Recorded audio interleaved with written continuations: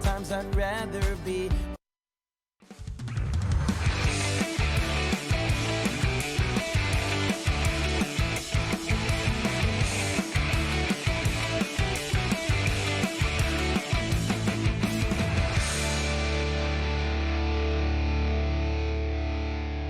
Hello, everybody. Welcome to the Shabbat Show, the special edition Shabbat Show, and the launch of the Project Inspire International Virtual Convention. It is an honor to be here again with you. This is an exciting time. I have been going to Project Inspire conventions for so long.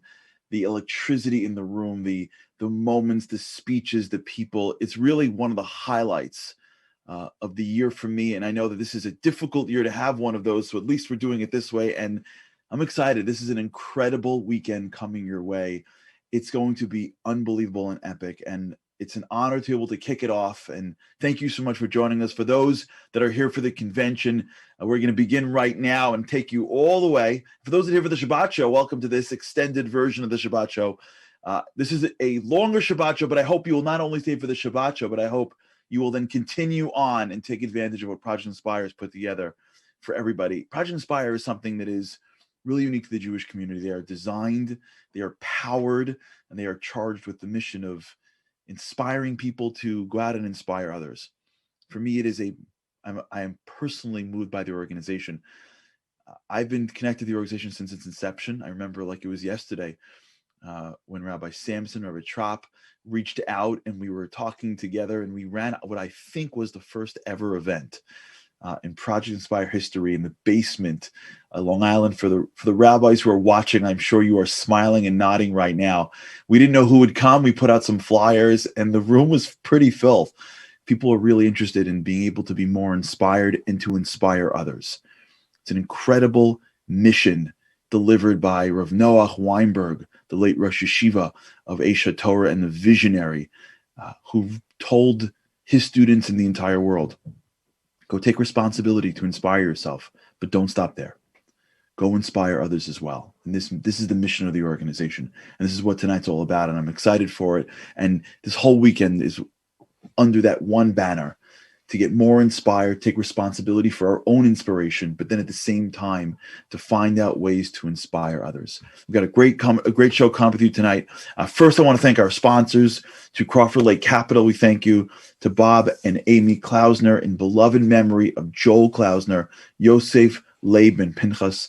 To traffictickets.com, Rosenblum Law Firm, and to Madison Commercial Real Estate Services, we thank you so much. We've got an incredible show for you. We've got tons of videos. We've got Project Inspire program participants. We've got our good friend Rabbi Sitner from Toronto on. We got Jewish rapper Nissan Black on. We've got Alex Clair. We've got an incredible show. So stick with us all at the end. And before we begin, I just want to say thank you to a few people. Really, this is not Inspire is an organization that is powered by real leaders, by people who care so deeply, who are moved by just spirituality and inspiration, and they overcome every challenge they need for the Jewish people. And I want to thank the director of Project Inspire, Rabbi Chaim Samson, the founding director of Project Inspire, Rabbi Chaim Samson, the executive liaison of Project Inspire, Mordechai Trop, the founding partner of Project Inspire, Dr. Stewart and Andrea Heitman, to Isaac and Edie Gross, to Nachman and Judy Auerbach, who are good friends and made a wedding last night. So mazel tov to you guys. And behind the scenes, of course, to Yossi Freeman, who's going to be joining me in a few minutes, to the indefatigable Yaakov Ginniger, who's with us, to Mrs. Sakowitz, and most importantly, to all of you. This is a project of love, and the fact that you guys are with us makes it all worth it. So we thank you so much for joining us and being part of this family. And as always, it is almost Shabbat, and we'd love to wish you guys Shabbat Shaloms. It means a lot to us, it means a lot to everybody who's listening.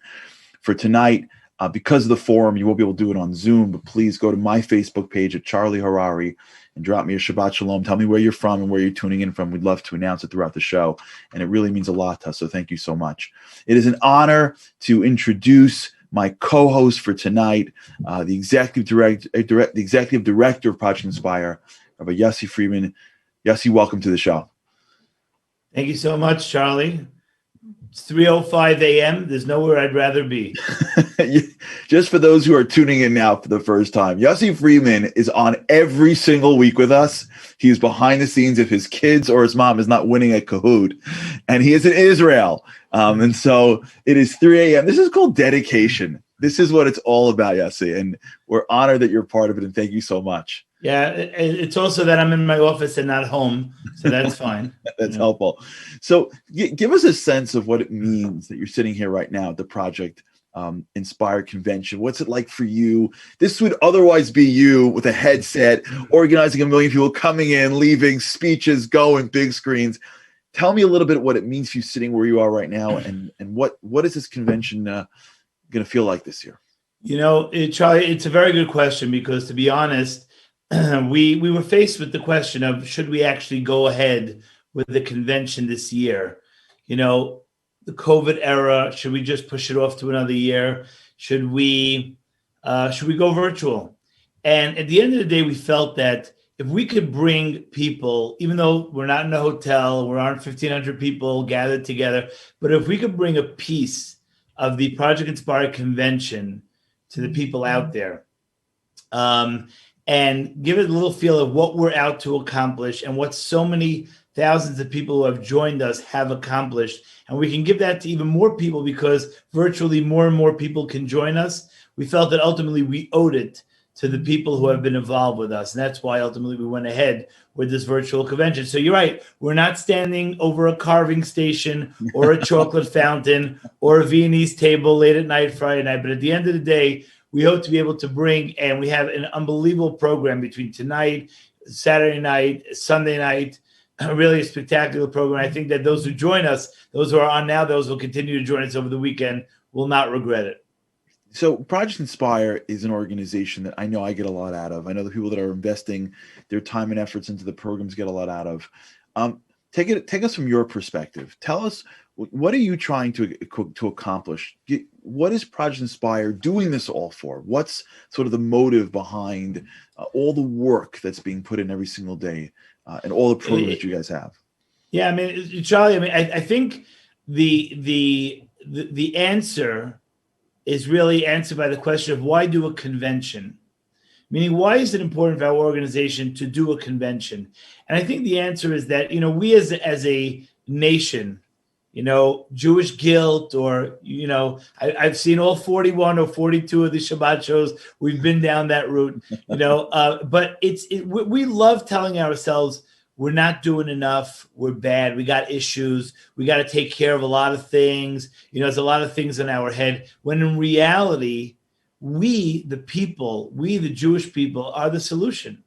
And we have to be empowered to be able to change the world. That's really what we're out for. And so a convention and an event like this, to bring people around, to show the people joining other people who have already joined, and show what they've done and what we as a group can accomplish, is amazing. Our entire methodology is to inspire people, which is in our title, but really to inspire others, because we come in contact with Jews of all backgrounds who know far less than us, no matter where you are in your Jewish observance, far less than us, and yet we have what to share, and we can inspire people. And that's what Project Inspire is all about, and that's what we've been doing for the last 15 and a half years now.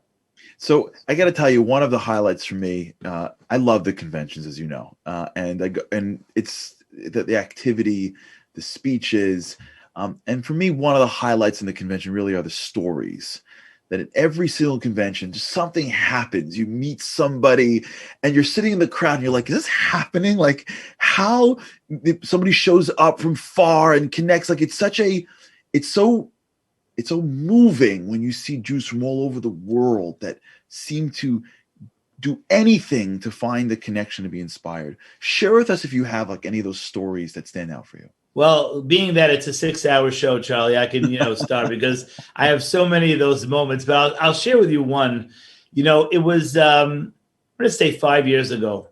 We were at a convention, and we had started this program. You mentioned Yaakov Ginniger started a program called PI on the Road. We used to travel. We used to take regular religious Jews, bring them to different Jewish communities, and have them inspire the community. And we're showing people that, look what you have to offer.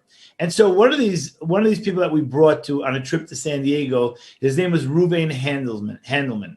Okay, so Reuben comes to San Diego and he meets his boy Fernando. And he speaks to Fernando. He asks him, Fernando, where you from? He's from Tijuana, Mexico.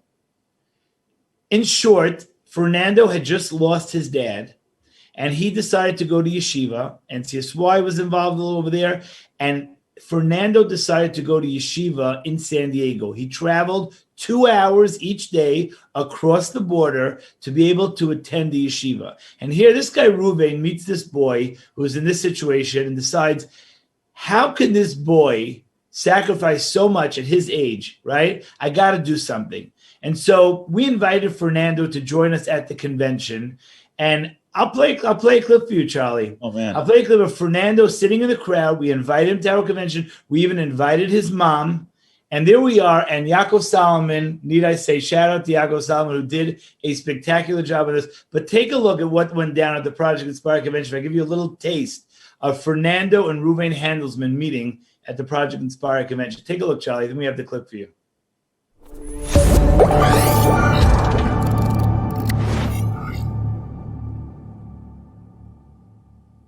Hi. Very good. You know who I am? I saw you on stage, so I assume you're an important guy. Yeah, I'm very important. Did you ever Google me? Not really, no. Very important. Yeah. I will. When I get back to my room. Have we ever met before? We have not. No. My name is Yaakov Solomon, but I'm going to be a psychic, and I'm going to predict your name. I think it's Fernando. Yeah, you guessed right. How did I know that? I have no idea. I did a lot of research about you. How does that feel? It feels a little weird, but okay, I guess. People get arrested for things like that. Yeah, definitely. Anyway, so my mind tells me that you live in Tijuana. Yeah, I do. Do you learn in a school in San Diego? Mm-hmm, yeah. How come you never invited me to speak over there? I am now. Please come. We need speakers. I love San Diego. It's really wonderful. Yes. Want my number?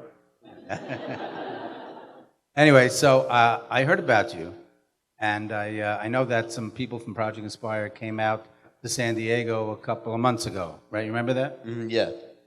So you're studying there now. It's a kind of must be a big trip from Tijuana, but...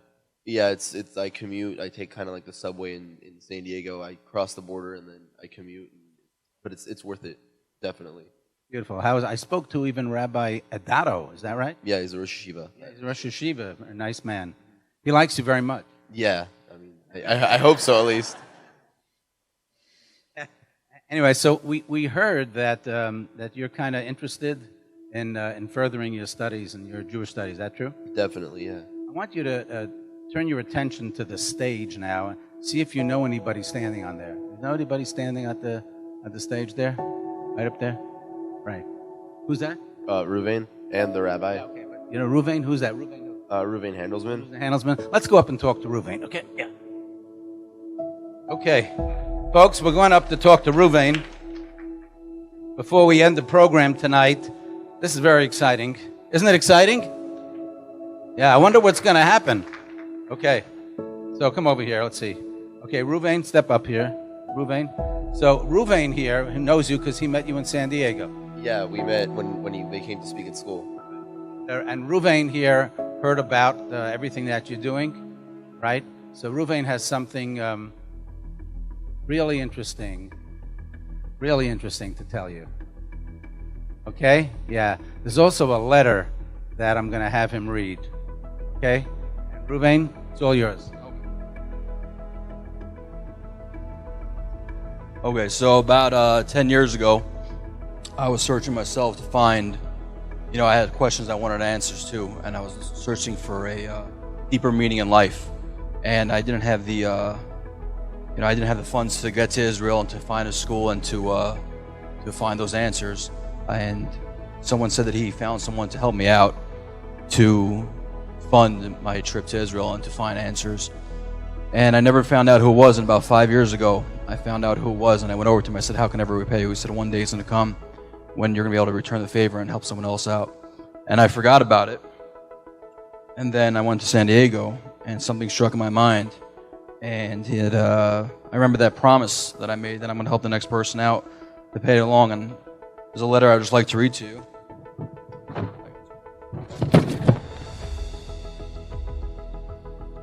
It says, Dear Fernando, there's a lot of excitement here at Yeshiva Sefer Torah Gesher as we begin to plan for next year. Rabbi Green enjoyed meeting with you and feel strongly that you have a lot of potential to succeed in and gain from Gesher. Therefore, we are delighted to inform you that you have been accepted to Yeshiva Torah the upcoming year between 2016 and 2017. We look forward to welcome you as part of the Gesher family. Please feel free to contact us with any other questions that you might have. Looking forward to a great year together. Rabbi David Rossman, Dean of Yeshiva Torah Gesher Program.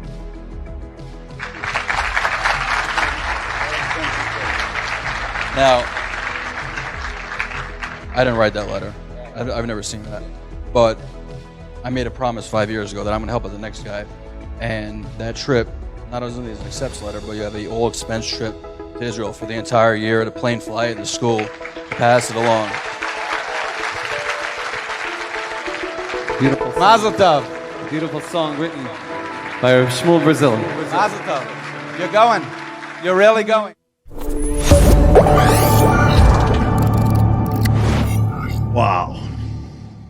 Wow, that was unbelievable. Were you there when that happened? I was there. Believe me, I was there, and I actually got to watch it from the crowd, which was even more exciting. But you know, Charlie, as the excitement in the room was just, I don't know if there was a dry eye in the house. Quite frankly, I'm sitting here getting chills, and I was there in 2016. But you forget over time how many people have made a difference in other people's lives by using the message and the programs that Project Inspire have provided. And so to see it again reminds us how many people have stepped up to the plate to make a difference in someone else's life. It's amazing. What amazes me about this story is really, it's the unification of two totally incredible principles of Fernando and just sacrificing for wisdom, sacrificing for inspiration, and then to have, Reuben saying, hey, I got this thing, let me pay it forward. And to see God just sort of like play the pieces. Man, we're part of this incredible nation, and it's an honor to be part of it. When I see these things, I'm thinking, I feel so lucky to be part of this program, and it's great. It's really special and wonderful. And I think that's what happens when you push and push and push, doors open up that you never see coming. And that's, I think, a lesson we all take from that. Not only on the one hand, pay it forward, but on the other hand, just push, and you'll see stuff will open up for you. Amazing. That's right. Get involved and you'll see, Charlie, we're 18 minutes into this spectacular convention weekend and you're already blown away, but there's a lot more to come, And I want to remind, appetizer, are you kidding? Amazing. Just kidding. So I want to remind the viewers, those of you who are watching on projectinspired.com/convention, Torah Anytime, Yeshiva World, the Matzah, was streaming live right where you're watching this, right underneath. You can continue to donate to Project Inspire because along with the convention, we've launched a $500,000 campaign that will allow us to continue inspiring thousands more throughout the next year. So right here on the page that you're watching, you won't even lose the program. You can click and go straight to donate to Project Inspire and help us reach our goal by the end of the convention weekend. Charlie, we took a little bit of a twist because we were looking for a film during COVID when it's really rough to be able to go and film people, to be able to give people a little glimpse of our message, especially at a virus time, and Project Inspire going viral and all that. So I want to play for you a brand new commercial hit the market 3 days ago. Brand new commercial that was actually put together by a wonderful filmmaker named Shai Knecht here in Israel. So let's roll the Project Inspire commercial. I want to tell you about a virus. No. Not that virus. A virus for good. I want to tell you about something that's been spreading for thousands of years. Something so contagious that it infects everyone in its path. But this contagion isn't the problem. It doesn't shut down the world. Rather, it illuminates it. The good virus I'm referring to is your Jewish identity. And the host that is spreading your Jewish identity throughout the world is Project Inspire. Project Inspire instills in us all the responsibility to unify the Jewish people by sharing the beauty and wisdom of our common heritage with our fellow Jews. By empowering each one of us as a leader, Project Inspire is unique in that it's about inspiring you to inspire the world. This has created a movement which has the ability to reach so many more. It's viral. To achieve its vision, Project Inspire provides thousands with inspiration and opportunities for shared experiences that bring Jews of all backgrounds together as a community to grow, learn, and share with one another. To make this viral, we need super spreaders like you. It's on us to make our Jewish identities go viral. Spread, share, connect, inspire. Join the Project Inspire movement today.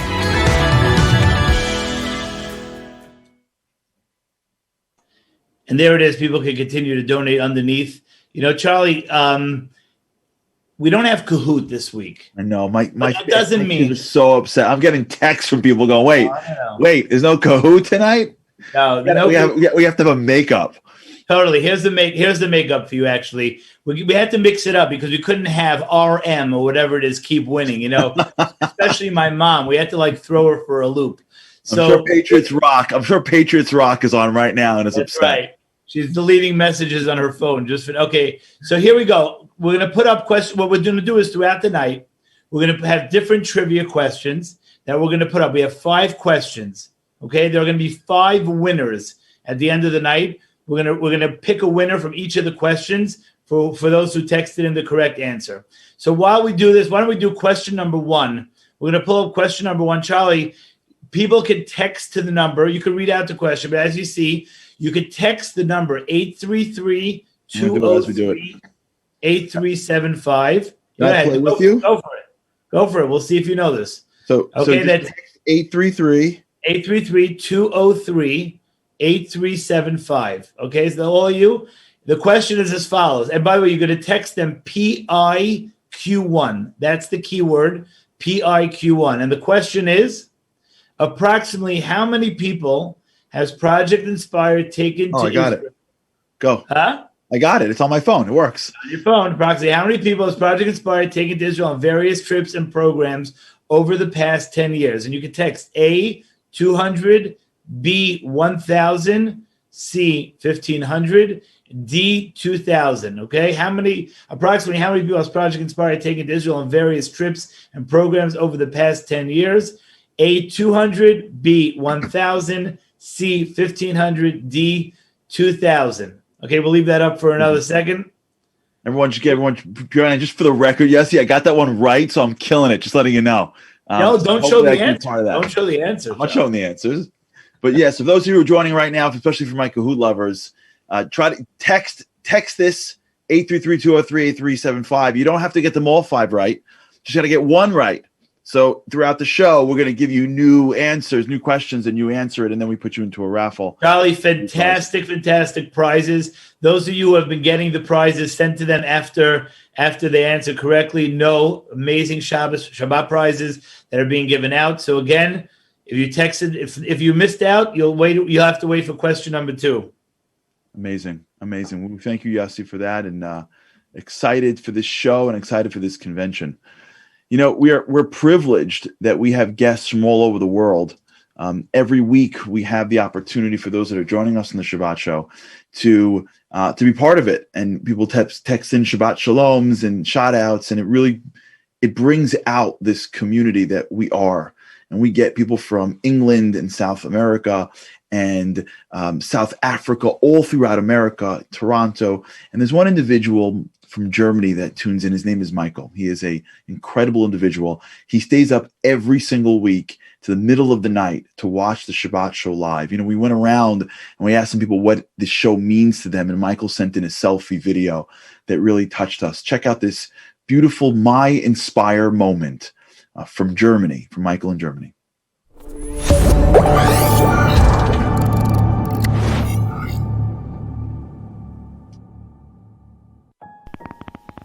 My name is Michael Weingarten. I come from Germany, Saarland. I follow the Shabbat show for a while. It's the highlight of my week. The show presents important themes for the Jewish community and has a great lineup of guests. They show how Judaism inspires them to master hard fates and challenges in their daily life and work, often helping others. Reflecting this while Shabbos brought me to the decision to find a meaningful life based on Torah, and I'm very thankful for Project Inspire for this gift to me. Shabbat Shalom. Thank you, Michael, for those beautiful words. And of course, remember, every single week, please tune into the Shabbat show. We'd love to hear from you. And thank you, Michael, for being able to doing something like this. We're up to the second Jew Q question right now. I think they've let me do this myself. Yossi has trusted me with the next question. For those that are joining us right now, go to text 833-203-8375. Which of these countries is not in the top 10 countries with the largest Jewish population? Which of these countries is not in the top 10 of Jews? Germany, Brazil, South Africa, or Australia? Which of these countries does not have a ton of Jews? Germany, Brazil, South Africa, and Australia. We give you about another minute until then. We want to just share with you, everybody, just how much we are honored. Stick with us. We've got a great guest coming up right after this, but we're going to have some amazing prizes for all these Qs. So make sure that you are paying attention to, and please text PIQ2 and it'll pop up on your screen and answer this question. Okay. We are honored to have our first guest.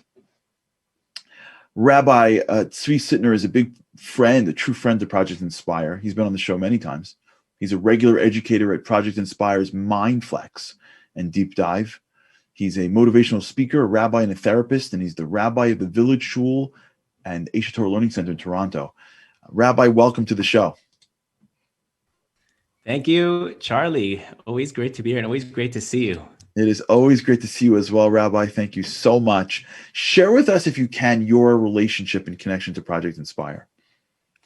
So my relationship with Project Inspire goes back, I would say, a solid 7 years.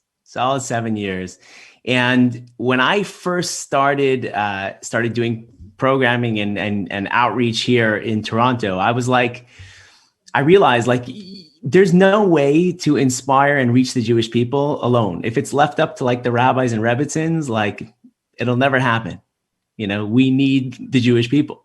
And I remember talking to Stuart Heitman. We were having coffee, and Stuart says to me, "You got to get partners. You need partners." And he begins to tell me more about Project Inspire. And I'll never forget, it was several months later when we literally had a base medrash, a whole learning program of 50 yeshiva educated, strong Jewish education backgrounds, 50 guys coming from a whole diverse background of Judaism, all studying together. And this went on for years. And some of these relationships have continued on. And that was my window into Project Inspire, this concept of the Jewish people taking responsibility for the Jewish people. That's when it began. That's when it really began. And from there, it's just soared. And so talk to me about this, because it's amazing, because you live this way, right? You live taking responsibility of being inspired and then taking responsibility to share and to inspire others. From your position as a rabbi, how does the rest of us do it? The rabbis seem to be the ones who know everything, and especially when it comes to Judaism. And that's your job. And this is what you do. Go inspire. You get paid for that. This is why you're here. This is your mission in this world. So have you seen when other people have taken that level of responsibility for themselves and others, how does that work for everybody else? And what are the implications when people take this on? So that's a great question, Charlie. And I'll tell you, sometimes I wonder, when one person says, I'm going to be the mentor, I'm going to be the tutor, I'm going to be the one to take responsibility from a fellow Jew. Sometimes I wonder, I'm not sure if the recipient, so to speak, the student gains more or the mentor gains more. Yeah. And what I've seen time and time again, you've seen this, I know you've seen this, time and time again, people come back to me, they're like, oh my gosh, I'm so glad I learned with them. I was talking to somebody today and they said to me, I said, could you study with this person? Now, this is a woman who grew up, went to all Jewish schools and everything, has a strong Jewish education background. And she's like, well, what if there's something I don't know? I said, then that'll be a great opportunity to like look it up and find out, you know? Yeah. So it's like, you know, I see the recipient gain so much. And so I even these words of like recipient and giver, it's like, I don't know who the giver is. I don't know who the recipient is. Because I really think that the one who starts off in that mentor position ends up strengthening their Judaism. They gain the most. Yeah. They gain the most. Yeah. I feel the same way. I feel that when you see people that are excited, when people want to learn, they want to grow, the backgrounds sort of fall away. I think that's a huge mistake people think, because they think that if their background isn't this way or that way, then they're always the one who's getting. And I agree with you. It's totally not true. The perspectives, the interests, it says, and I know you know this, it says that every day we make a blessing. We make the blessing on Torah to ask God to give us our peace. All right. Every single Jew has their unique peace. And regardless of one's background, there's a place at the table, and we need to hear your voice, and we need to hear you be part of it. Do you have any stories or any things that have inspired you about stories like this? Because I know I could probably share a whole bunch of stories. First of all, just in terms of like inspiration, and you've had your finger on the pulse because you've been running the Shabbat show and you've been so involved with Project Inspire. And I have on like a separate front with MindFlex and all that. So just in terms of inspiration, before a story, just the inspiration, like what Project Inspire has been doing over the last 9 months or whatever of these lockdowns and the turmoil that the world is in, to me, that itself is the story. Yeah. You know what I mean? Just looking at like, all of a sudden, like MindFlex didn't exist. You know what I mean? There was no MindFlex, you know what I mean? And now suddenly like, there's like 100 people. And when I go on and I'm doing the MindFlex thing, I'm teaching and I'm like, and I hear people come on and like, hi mate, I'm from Australia. And like these like Australian accents and like British accents from all different places. I'm like, this is incredible. This is incredible. Totally. So to me, like that has been, the inspiration of MindFlex, the inspiration of the Shabbat show. I know my kids love it, but I know that it's people all over the world, like that guy in Germany who you just showed us a second ago. There's so many people from all over that have been gaining so much, and I feel like that's a story in itself. Yeah. By the way, that's the story. And then just, that's the story of just taking responsibility, right? It started as an idea because people were sitting at home and it was like, April, I remember, and we were like, let's just do, and that's the same concept. It's just this, who knows, just keep on pushing and you never know what opens up. Yeah. I had two things happen. One that just happened right now, actually total project and literally Project Inspire. I didn't even tell this to like Yossi Freeman and like, I didn't tell this to any of the PI team yet, but like, this woman called me 3 weeks ago. Unfortunately, her father passed away. And this is not even my story, but just real brief anecdote. This woman calls me up. She's like, my father passed away. I don't know if you're familiar with the way COVID funerals have been having, but it's been a disaster. And like the funeral was a mess. And it's like they give you 30 minutes and it's just a few people and it's really small and it's pretty sad. It's not very meaningful for people. And she said like, the funeral's over. I'm in Shiva now. And like, I don't know what to do to honor my dad. And this woman like really, didn't have a very strong Jewish background. And I said to her, why don't you, there's a concept of Torah study. Why don't you study with somebody? She's like, okay, like who, what? And I remember I called Miriam Leibowitz from Project Inspire in Toronto. And I said, do you have somebody? And she said, yeah, I'll get you someone. And I made a connection. I dropped the ball, didn't know what happened. And I find out like this was, I said 3 weeks ago, it was actually more like a month and change ago. I find out that they've been learning. They've been learning regularly. These two women learning on the phone. And she says to me, because I have to thank you, like it's been so meaningful for me. Beautiful. But so like all the little PI Project Inspire stories, I think are incredible, but I'll share one story with you. One quick story. And it's not necessarily Project Inspire, but it's everything Project Inspire is. It really is the essence of them, of who they are and what they do. So this, I don't know, maybe it was a year and a half ago, I get a call from this woman in the community. She grew up in the religious community here in Toronto. And she says to me, I work with an organization called Small Wonders. I was like, okay, I didn't know much about it. And she said, it's an organization that helps people who are struggling with infertility. I was like, okay, how can I help you? She said, I have a case of a woman that I'm trying to help out who unfortunately hasn't been able to have children for years. She has no children. And at the end of my case working, like this has nothing to do with Judaism. This is just one human being helping another human being with infertility. She says, I'll pray for you. I'll pray for you. She says, you'll pray for me? She says, yeah, I'll pray for you. You're Jewish? Yeah, I'm from Jewish. Yeah. So she said, what's your Hebrew name? She goes, I don't have a Hebrew name. you don't have a Hebrew name? He goes, no. She goes, okay, well, we're going to have to get you a Hebrew name. So she calls me up to connect me to this woman. We'll call her Brittany, right? Calling me up. She's like, okay, we're going to connect me with Brittany. I said, okay, great. Nice to meet you. We sit down, we talk about what a Jewish name means. And about a month and a half later, she decides I'm going to take on a Jewish name. She takes on a Jewish name. She comes to shul. She stands, standing in shul. I get up on the bima. We do Mishnah Berach and we give her a Hebrew name. And then everybody starts davening for her. And 3 months later, she called me. She's like, we're expecting. Oh, God. 9 months later, she's standing in the spot that she stood for her own daughter's baby naming. For her own baby naming. And now she's giving her daughter a baby naming. Like, this is like Jews taking responsibility. Wow. That's like hitting the solo homer to start the inning. I'm telling you, Rabbi, that's unbelievable. What a great story. It's all Project Inspire. It's what they're all about, right? That's what it's all about. Rabbi, thank you so much for being on the show. Wow. Great to see you, Charlie. I'm blown away by that story. Really, I am. Thank you so much for being on the show, Rabbi, and for what you do, and we really appreciate it. And thank you for your partnership. What an amazing story. There's Rabbi Yossi Freeman from Toronto. What an incredible individual, and what a great story that was. And it's a continued story, I'm sure, of hundreds, and where we really see what happens when you join together in inspiration and spirituality and in being together and being one family and one nation. Just miracles happen. It's unbelievable. We have an incredible opportunity. Every single week we are pushing one-on-one learnings because we recognize how valuable it is to people. Look at the story the rabbi just told of people that honored their loved ones by studying together. And we're seeing such incredible feedback from those that are doing one-on-one study partners. It's opening up relationships. It's opening up wisdom. Yossi Freeman had a chance to catch up with a pair of people that actually signed up for one of these one-on-one learnings. Check this story out of Corey and Shlomo. Check this out.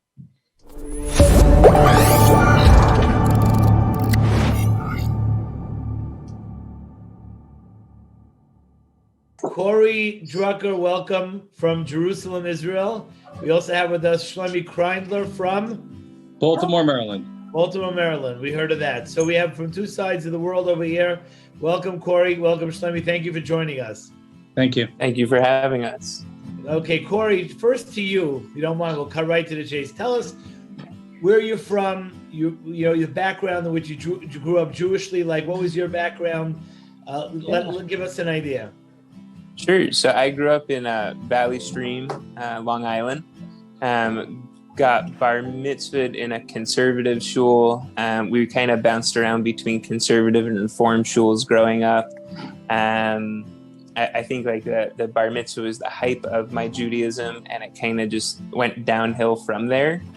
As most, I would say, eventually just kind of became a complete secular Jew. Went to college in South Florida and joined a Jewish fraternity, Zeta Beta Tau, but still wasn't really involved religiously. So yeah. Okay, good. Corey, how in the world, with that upbringing and college in South Florida, did you come to sign up for a learning partner in Project Inspire? Yeah. So in 2017 now, I was diagnosed with melanoma, and I thought to myself, how could someone so young get a hereditary disease like that, and it's very serious, and just want to make it clear that I'm pretty good with it now.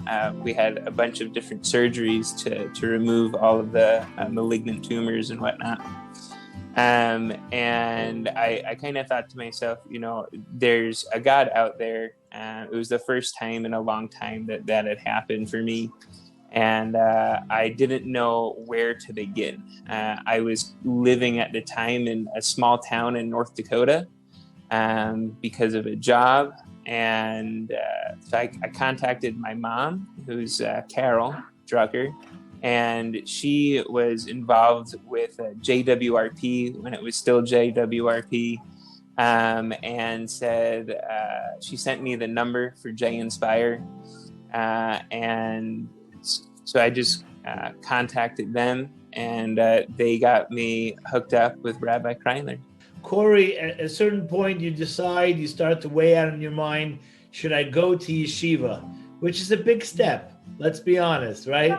It's the middle of COVID. You hear all these crazy things coming out of Israel, lockdown and quarantines, and yet you pick yourself up, you get on a plane, and you come to learn Nesha Torah in Jerusalem. Tell us about it.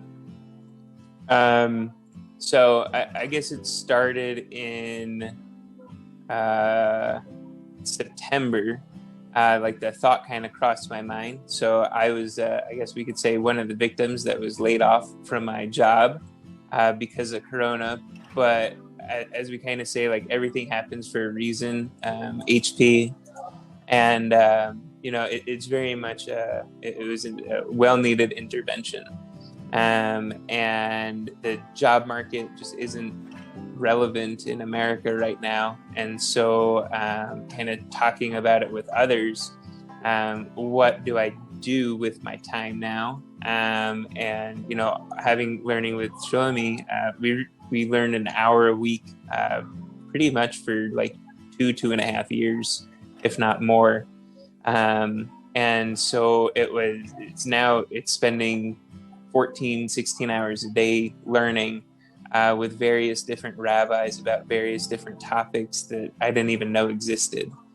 The depth of Judaism that I was made aware of within the first 2 weeks of being in yeshiva is just uncanny. It may not be for everyone, but I think once you find your right place in the world, it definitely is worth it.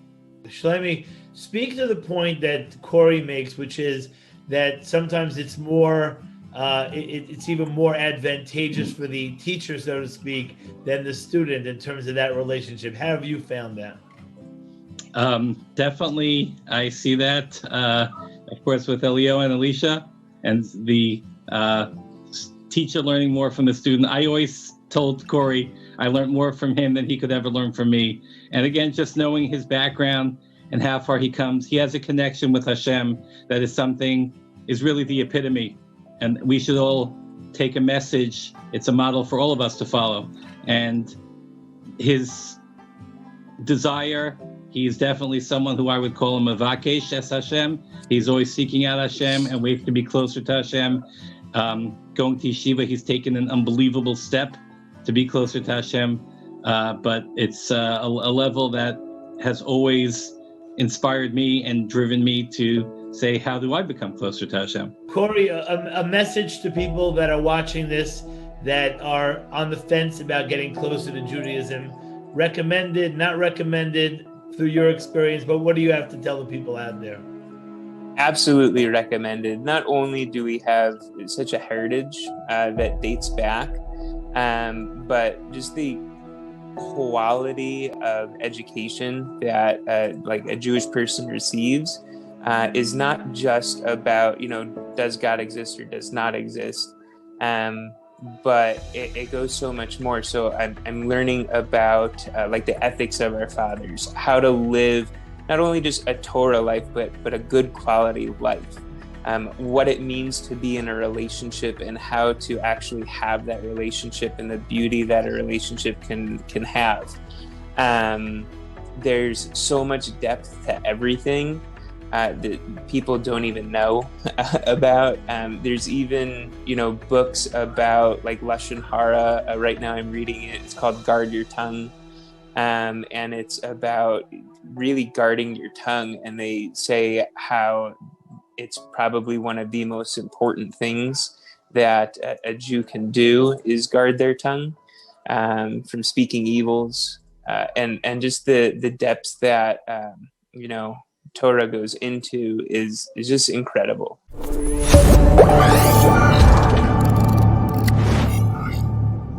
What an incredible relationship that and really guys like Corey really inspire all of us. If you haven't until now, really take advantage of this one-on-one program that we have. You can text one-on-one to 97,000, one-on-one, the number one-on-one, 97,000, and they'll connect you to someone to study with. Like, what an opportunity. Bespoke, custom learning. Like, why wouldn't that be incredible? Check it out. even to try. It's worth it, and it's something that people have been talking about for a long time, but especially since we started here. So please take advantage of it. Time for question number 3 of JUQ. Question number 3 of JUQ. Go to 833-203-8375. Type in PIQ 3, and here's your question. Most likely, the wasabi you are getting in your sushi store is made out of ground wasabi, fennel, horseradish, or daikon. The wasabi that is burning your tongue when you put on too much, or when it touches the rice more than you expected in that little box, is made out of ground wasabi, fennel, horseradish, or daikon.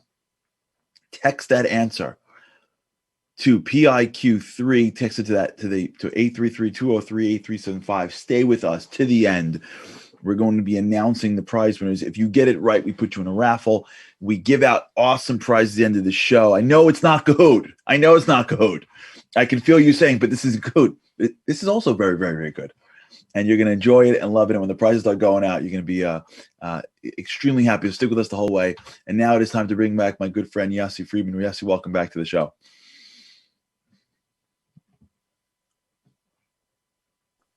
Thank you very much, Charlie. Good to be back. You thought I fell asleep. It's only 3:46. Yeah, so I'm back. This is it. Sometimes it'll get to you. You know, one of the beautiful things about what we're doing here right now is really trying to relive moments in the convention, moments from the Project Inspire history. Share with us, if you can, another moment that really touched you in the convention. Well, I will share with you another moment, which is more than a little moment, because it sort of epitomizes what Project Inspire is all about. You might remember Mississippi Reifer, sure, who was one of the first, to jump on board and say, we're going to change the world. We're going to be spreading Judaism around. And, she was a mother of 12 from Borough Park, and she went to our convention and heard our message and how important it is. Might not have been from the background that was most likely to be spreading this message. Ends up on an airplane, sitting next to a fellow named Effie Bibi. Effie Bibi has a whole story about how he's an actor, okay? And he's on his way to New York because he's got a gig in New York, okay? He's all excited. She's sitting on the plane, and she's all down, right? She's down because she's leaving Israel. He's really upbeat because he's leaving Israel, and he's going for a gig in New York. And he starts asking her questions, right? Under no circumstances would this conversation have gone past first base. But she had come from a Project Inspire event, and it was like, how could I let this go by? So we actually did a film. Yaakov Solomon, in his unbelievable ways, had a chance to sit down with Effie Bibi, hear the story of what took place. At our convention, we played this film, and I'll take you to part 2 after we show you this little clip about the story of Effie Bibi and Mrs. Reifer.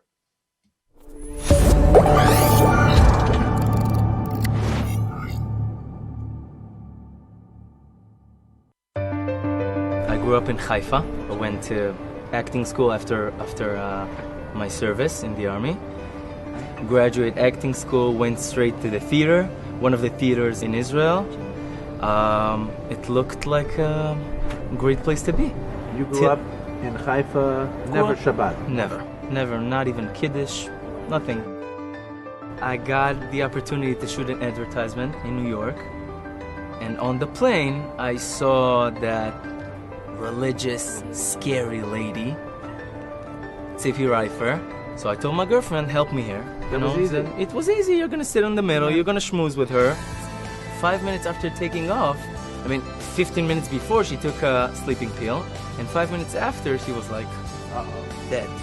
And I was stuck with that lady for 11 hours. And I was very surprised that we started to talk. She was stuck with me on the plane, so she had to answer something. Right. But I gotta say that her answers were pretty good. And she was very honest to say, you know what, Effie? I'm not God. I don't have all the answers. I know a lot of people that can give you some of the answers, and I promise you that I'm going to ask them for the answer. that was good, you know, for an Israeli that is ready to fight. What did that mean to you when she said that? Like, she's submitting, she's I vulnerable. appreciated the honesty. That she was honest to say, I don't know. So my wife invited him for a Shabbos. And she kept on saying, I invited him for Shabbos, so I wonder if he's going to ever call and accept the invitation. And sure enough, after a week and a half, he called. I came on Friday morning, and I went to her house. I opened the door. I saw the stramos and the white socks, and you know, the funny pants. It was like, I told myself, Effie, are you gonna be here for 25 hours? I don't think so. When he came in, he saw the Shabbos table was all set already.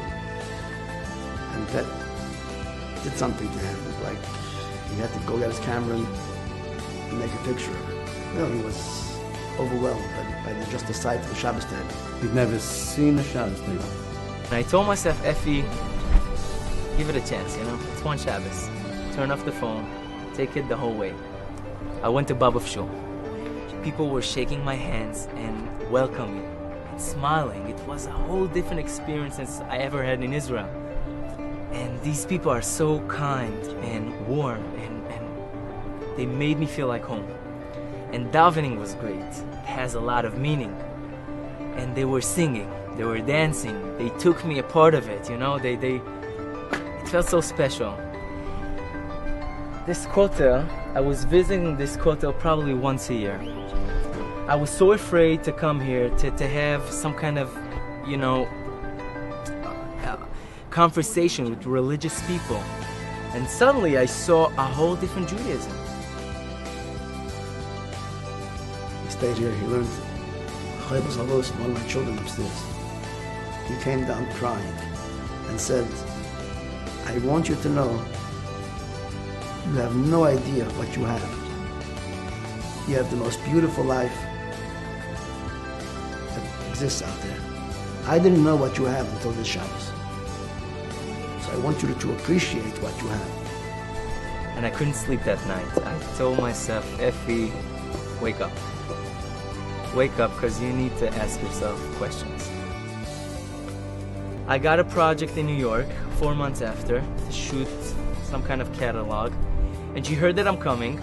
I told her that I'm coming for a few days. She said, Effie, you have to stay. The project was canceled, the show was canceled, and I had two months, a month and a half off. She said, Effie, if you're coming, you're staying. And I went to Baba, and I was learning, and I was with her family, and I had chavruta in the morning with her son. And at that moment, I realized that I want to keep Shabbos. These people have so much power. They have the tool, they have everything that Hashem gave them to show that this is the right way. They just need to learn how to show it. A few years ago, she was not involved in this show. Is this something you could have predicted? Never. No saying where this is going to bring. Give us a chance, the people that didn't have the opportunity to experience it. I felt so angry that Shabbat that nobody introduced me of Shabbos. And I felt like these people, this Reifer family, they're so lucky to have it. Share it with us.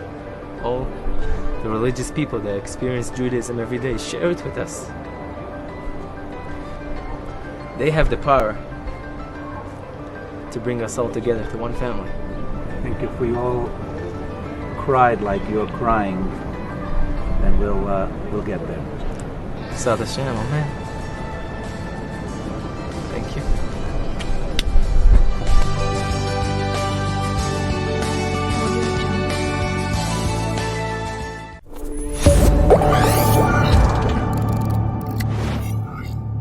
Yossi, oh my gosh.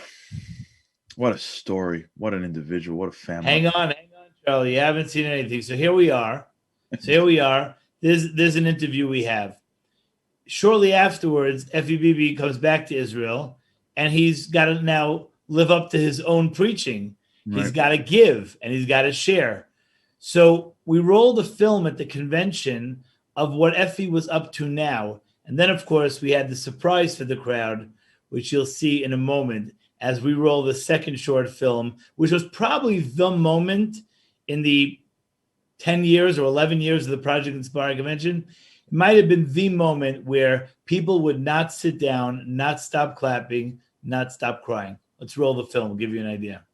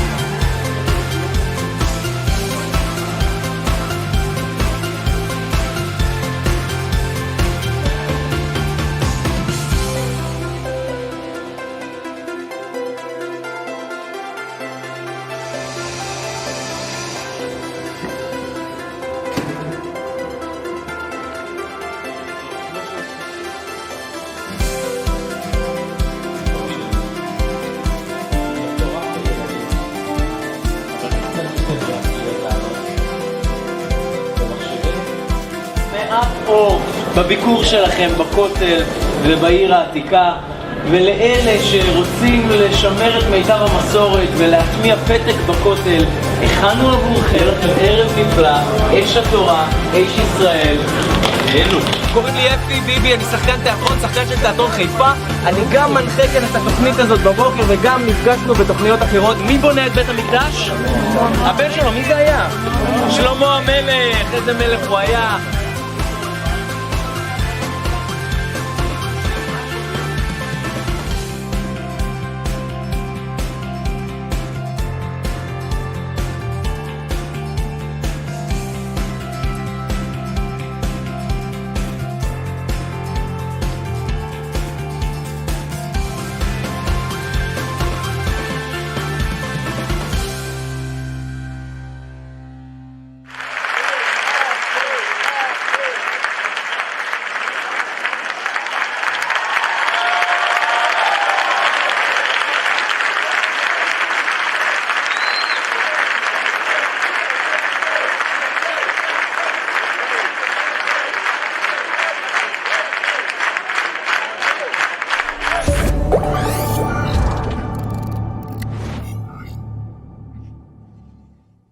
So there he was, Charlie, in 2013. There he was, Effie BB. I just want to say, because people have even texted me, like they even forgot, like, oh my gosh, that was so long ago. Effie BB today is learning yeshiva. He has a family. He's doing amazing.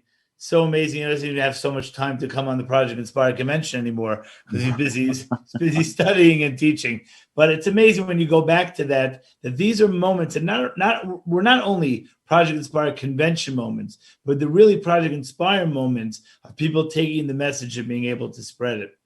Amazing. Well, to me, I think the highlight of that video, again, like the same stories we're hearing, the stories of people taking responsibility and saying, hey, I want this, and going for it. We're all, at whatever level we're on, there's always the next level of growth, of depth, of meaning, of study.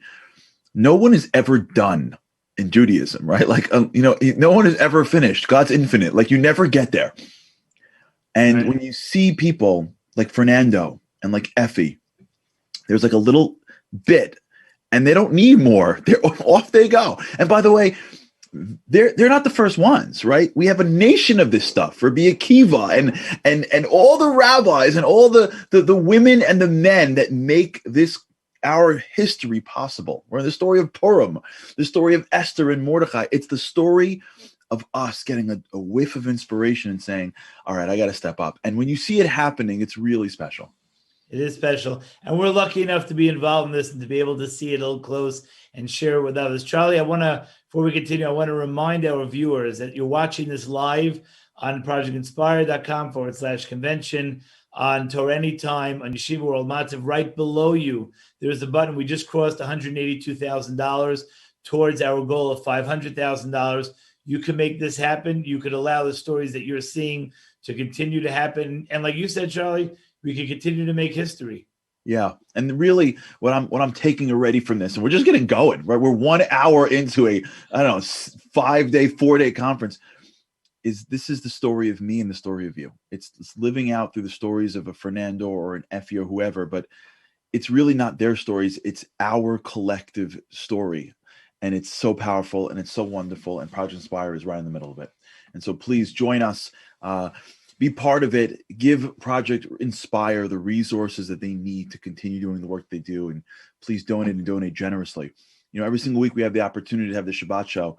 And like I said, we've got these wonderful people that have sent in their moments. So please check out this next My Inspire moment from a mother and her son.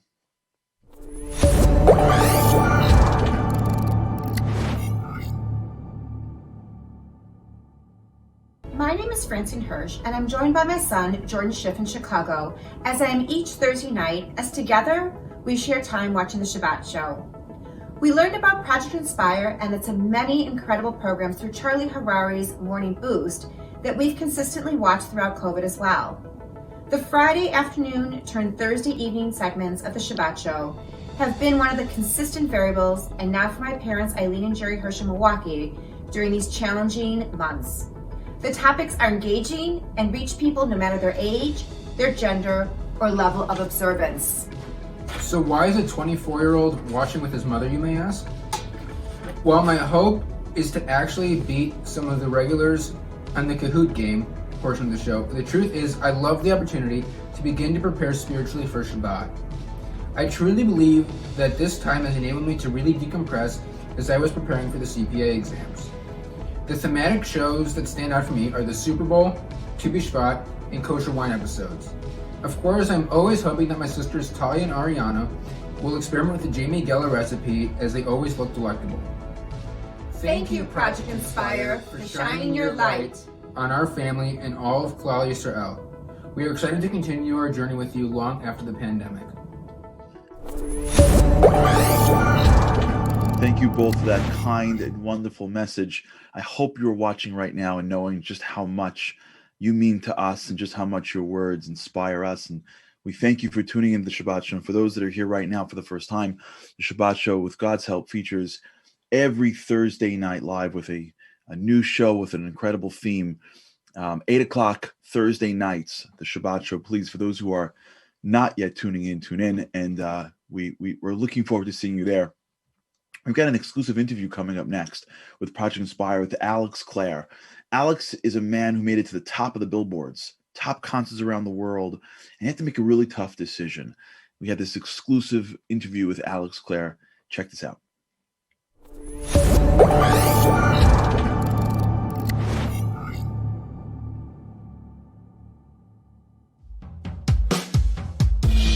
Gotta dig deep, 'cause your mind it screams and I can't sleep.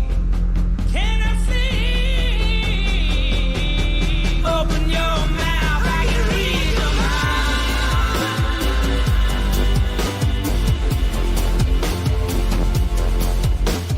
I grew up in a very, very secular family, and I grew up in Southeast London, famous for David Bowie and Peter Frampton and Billy Idol. I didn't really have a sense of being Jewish. I didn't think we were any different to anybody else until I was at what would be called junior high in America, I guess. There was another kid in my class who was much more traditional than me, and I heard another kid in our school, in our class, say to me that he wasn't allowed to play or hang out with this other kid because he was Jewish, and his father told him not to. And that really shook me up. When I was 7 years old, they were offering free music lessons at school. And I got a drum kit, and I started playing in different bands. When you're a musician as a kid, it's like a gateway to get into all the parties and all the bars when you really shouldn't be there. And at 17 years old, I decided to really take music seriously and follow it full time. Sure enough, I started working for a small publishing company in London, working in studios, working my way up from firstly just making cups of tea. But I started creating my own type of music, which was blending soul music with electronic music. I was playing live almost every single night, and before too long, the recording industry in the UK started to notice me. Eventually there was some sort of bidding war between Parlophone and Island Records, which is where I ended up signing and becoming an Island Records artist, famous for signing U2 and Bob Marley and like various other big musicians. You know, the real moment of sense of achievement was when I played a Lollapalooza in Chicago. That feeling of seeing 30 to 100,000 people singing every word to every song back marks a real sense of achievement. It's the dream.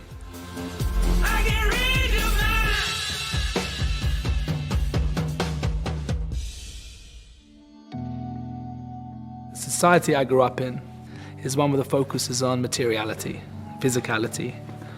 But I realized that there had to be more to life than just chasing after shows and money and success. There had to be more emotional and spiritual fulfillment somewhere.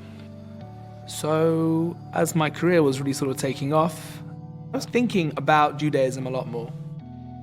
That became, for me, the focus, thank God, at a very early stage, not to be focused on materialism, to have a connection beyond the physical, to have a spiritual or ruchnistic relationship with HaKadosh Baruch Hu. So as I was becoming frum, at the same time, my music career was also going off on the same trajectory. When I first signed my record deal, I told them that I was Shomer Shabbos. So they were very aware that there was something different about Fridays, but they didn't quite get how serious it is.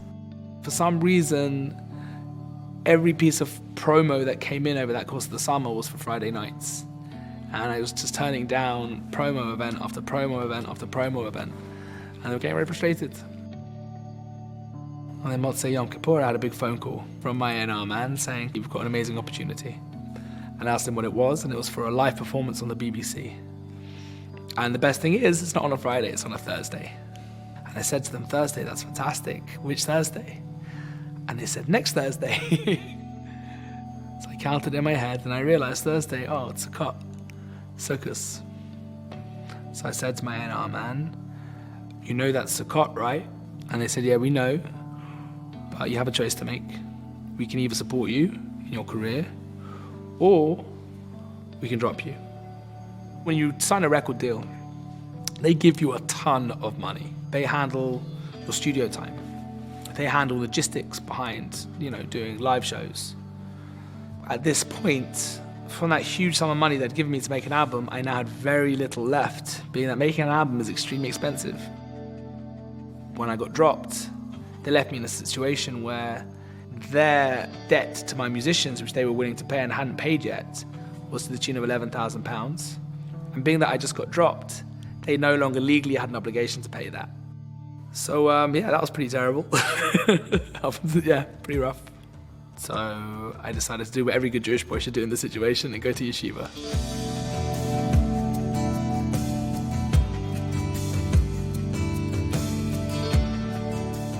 Literally a couple of days later, the divorce proceedings of my record label and I were finalized, and I was finally dropped, properly. I was meeting with a friend of mine, having a coffee one morning, talking about my woes and my worries and not really knowing what to do. And I got a phone call from an organizer of a design fair in Germany, a huge international conference of designers and architects and people in that industry. And they have a party, and they usually have a big pop act come and play it. Now, unfortunately for the young pop act who was playing that night, the lead singer got a case of laryngitis and they couldn't do the show. And they phoned me up and they say, "Alex, can you get to Berlin tonight with your band?" I'm like, "Not a chance. No way." And they said, "We want to give you, we'll pay you £11,000 to play a show if you can get there tonight." So quickly I said, "Okay, give me 5 minutes." I hung up.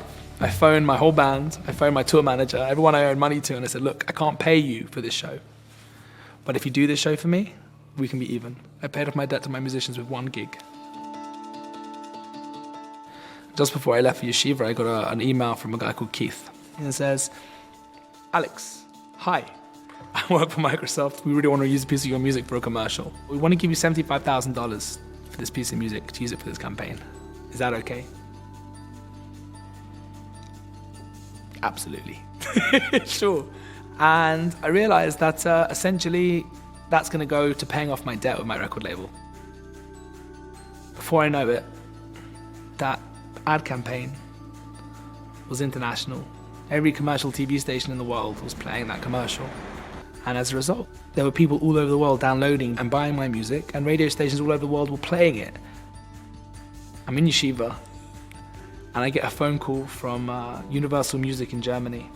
And they say to me, Alex, can you come to Frankfurt tomorrow morning? I was like, okay, can I ask why? And he said, well, you're going to be #1 here tomorrow in the charts. Here I am a yeshiva bacher in Yerushalayim, and I'm being told that the next day I'm going to be #1. So yeah, probably the only yeshiva bacher in history to have a #1 hit in Germany. So from there, I was in Germany, and I got a phone call from Radio 1 in the UK, the radio station that wouldn't move their Thursday night slot for me. They phoned me up to tell me that my music was now on the Radio 1 A-list, i.e. it was being played heavy rotation. Amazing. Being that I was selling millions of records all over the world, another bidding war started between record labels. I'm yeshiva bacher, and I'm getting offered, deals into the many hundreds of thousands of dollars. If my record label hadn't have dropped me, they would have had to give me a very small amount of money to make a new album. And the best part is that I was in a much stronger place to negotiate a new deal.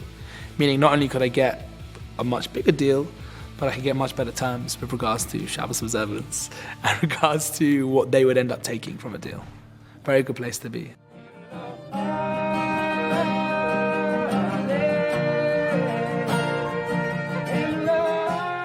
Today I live in Yerushalayim, Yer HaKodesh. The very fact that I had so much siyata d'shmaya in the music industry means that I can sit and spend most of my day learning Torah, which is a big, big privilege, and I'm very touched, and I can't believe that I have the schus to be able to do it. I still work, I still go on tour every now and then. We need to have parnasa, and we need to have hishtadlus. It's completely important, totally vital. But for us, the main thing is a connection to HaKadosh Baruch Hu. I said, Kiros Elokim li Toiv, David HaMelech, when he says this, what does it mean? It means that everything else is a means to an end. For a Jew, the priority is Shabbos, it's kashrus, to understand the brachas, the benevolence, and the goodness that comes from learning Torah, and trying to build a meaningful relationship with HaKadosh Baruch Hu. It's infinite.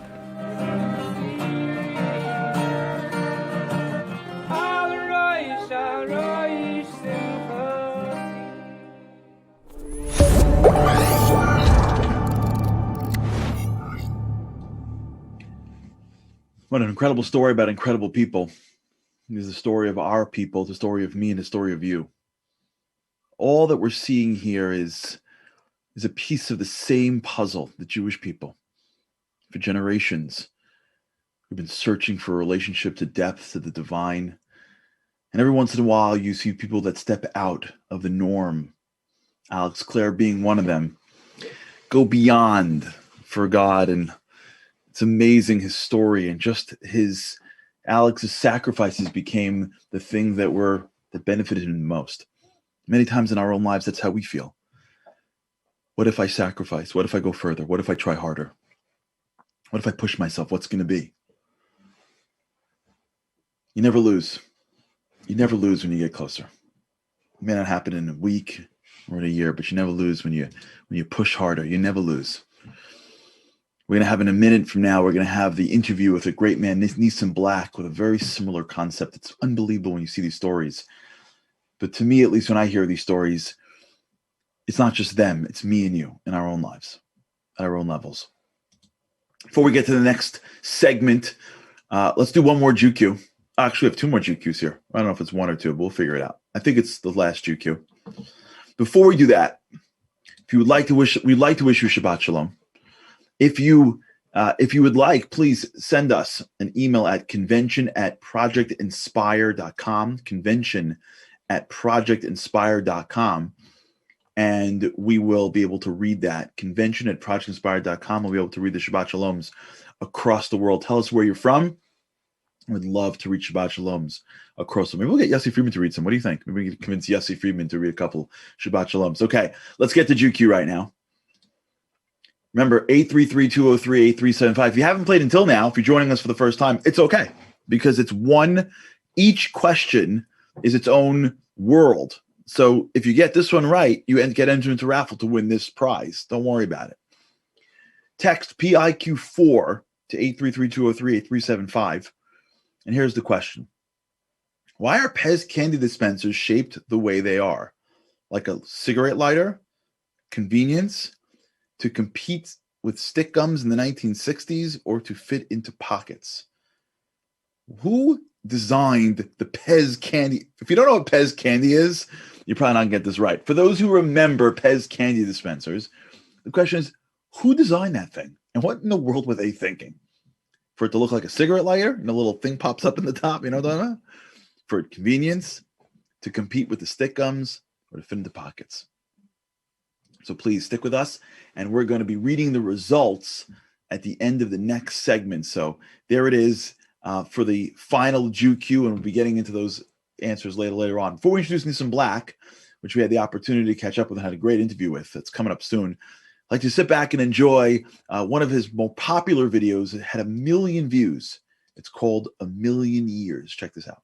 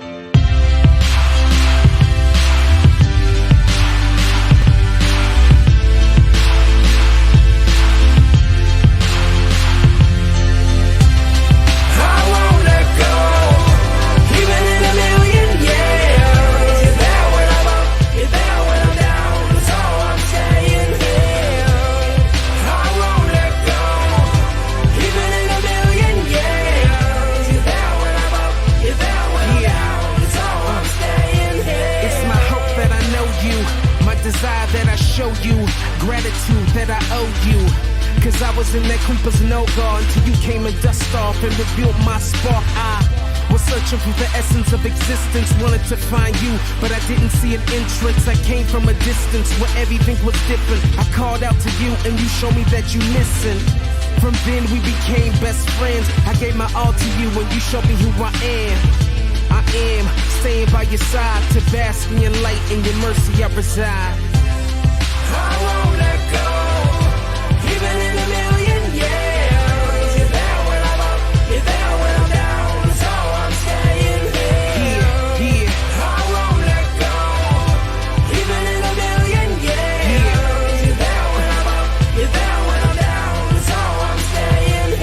What is it I can lift you when everything is yours?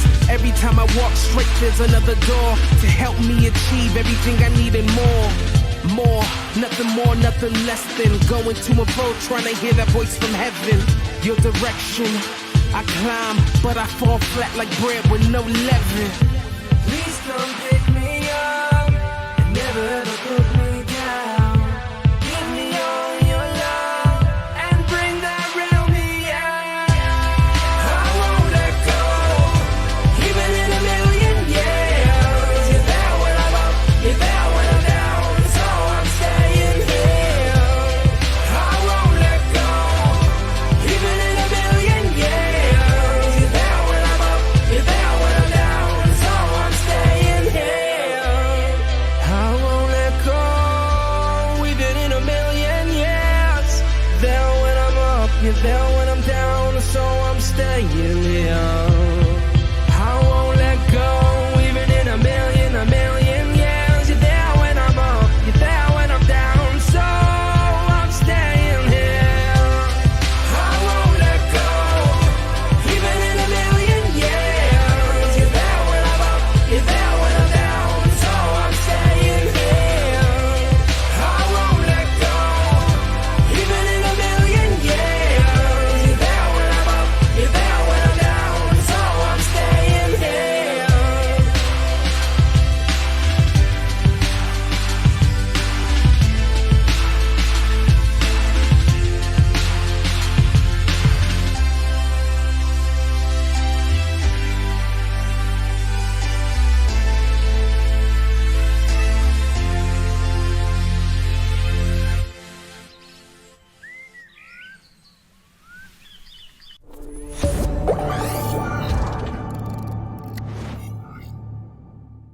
And that was Nissan Black. Nissan Black, an incredible guy. He was a gangster rapper, a gang member, and a faith seeker. He was now an African-American Hasidic Jew living in Beit Shemesh in Israel with his wife and 6 children. His songs have reached millions of people. He has millions of hits on the style of his own. I had a chance earlier this week to catch up with Nissan. Check out this interview. The background, where you came from, you had a lot of options in front of you. You had a lot of Nissan, thank you so much for joining us, and welcome to the show and welcome to the convention. Thank you. Thank you so much for having me. It is great. It's great to be on with you. And, I know that you've been fielding questions like this a lot. This is Project Inspire. This is about really inspiration. And a lot of inspiration is not the things that we give. It's also that which we take in. Mm-hmm. Someone like you, the background, where you came from, you had a lot of options in front of you. You had a lot of religions in front of you. You had a lot of choices of either to go into or not go into spirituality in front of you. No one was pushing you to being who you are, living where you live, and being connected to Judaism. So what was it that pulled you? I know that you explored a lot, but what was it that really drove you towards Judaism? Well, I think it would go even further back. Just as a kid, I had this this strong urge or feeling inside of me always to really know who God was. I believed in God, even though it wasn't something that was discussed. Maybe if people got drunk enough or high enough in my house, a God conversation would happen. But generally inside, I felt this very deep longing. And so by the time I really started to search, really search, and I would say at the point of where Judaism was coming into play, I had already spent enough time, in Christianity, and I knew a little bit about Islam. So I started studying, and I put all 3 faiths pretty much by each other, and I looked at everything.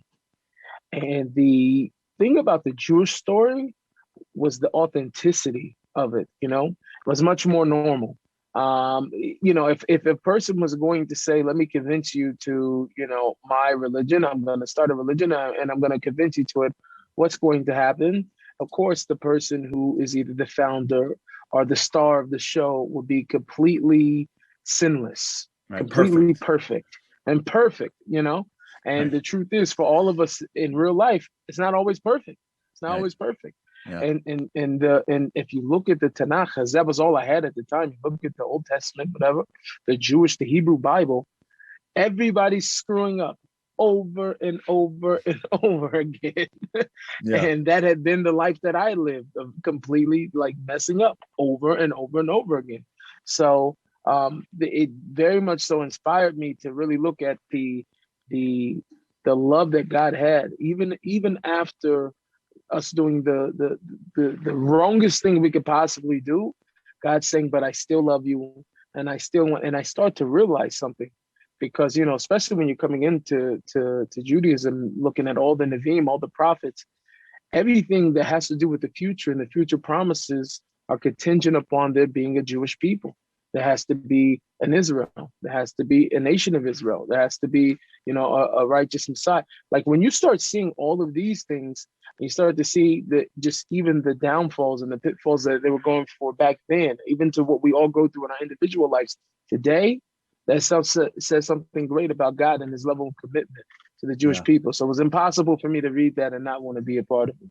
That's an amazing concept, because sometimes in life, one of the things that we all struggle with in life is getting lost in the trees, right? So, you get involved in a conversation, now all of a sudden you're getting all emotional, but even if the conversation isn't even going to matter, to pull away from life, our brain always brings us in. When you're born into the religion, when you're born into a certain way of life, you tend to not appreciate these things. You tend to look at maybe the Bible or other stories and go, well, God's always upset, or we don't have that level of look at the history where we got knocked down. And it's really important for what you're saying to resonate, which is, wait, what are you talking about? God's always upset. You guys kept on stumbling, and he's never left you. Right. Do you and find that's the that? in picture. Right. Do I find that still? I find it still every day in my everyday life. I'm for sure not perfect, you know, and I see it even with other people. And I even say the fact that I did live the life that I lived, and I came from where I came from, the amount of grace and amount of just love, overwhelming love that I've felt from even my connection to God, it doesn't make sense. It doesn't make sense to me. Mm-hmm. The whole thing doesn't make sense. The great hergish and feeling of closeness that I have, the Sovis Alev that I have in terms of my avodas Hashem, and knowing all of what I know and where I can, it doesn't make any sense to me. And so I for sure see it. I see it every day in my own life. Do you find, I mean, what's amazing is that when you came in, you know, you didn't just sort of stay at the border, right? You're exploring, right. You're growing. I mean, I know you, and I know from when I first met you to now, there's always been this sense of growth, right?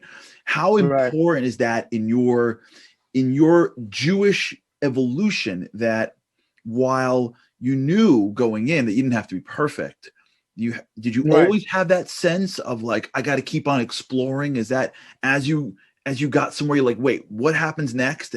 How did your growth continue once you got, you know, sort of in the religion, so to speak?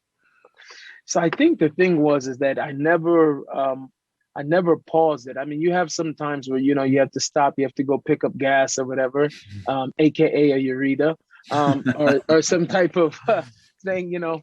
But I think the thing is, it's just sort of like, you know, the reality check, and the main thing is just not to be like cliche. I know it's like the obvious answer, but not obviously done a lot of times, is cheshbon hanefesh, really introspection. I tell you, like, one of the biggest things that slowed me down, I'm gonna be honest, was finally, after I realized I wanted to make a gerus, I wanted to convert, and I moved into the community, and everything was great. But you're around other people, like you said, that grew up around it, right? So all of that extra fire and everything that you were experiencing, having, like, they may or may not have ever known what you were talking about. Right. They may not have ever experienced it. Yeah. And so once you get in and you're around everybody, all of a sudden, somewhat, it starts to bring you down. You start to realize, oh, okay, well, you know, maybe it's not that serious. Maybe it's not. And I want to say it was, for me, the first trip that I had when going back to my first trip to Eretz Yisrael, that I came back and I said, now I remember what I was after. I really remember what I was after. And it wasn't until I had that trip that I almost felt like I was, like, you know, in a zone of just feeling like out of touch, you know, even though I was picking up information, you know. I don't know how much I could speak, but there was a couple that came to me in Manchester a few years ago. They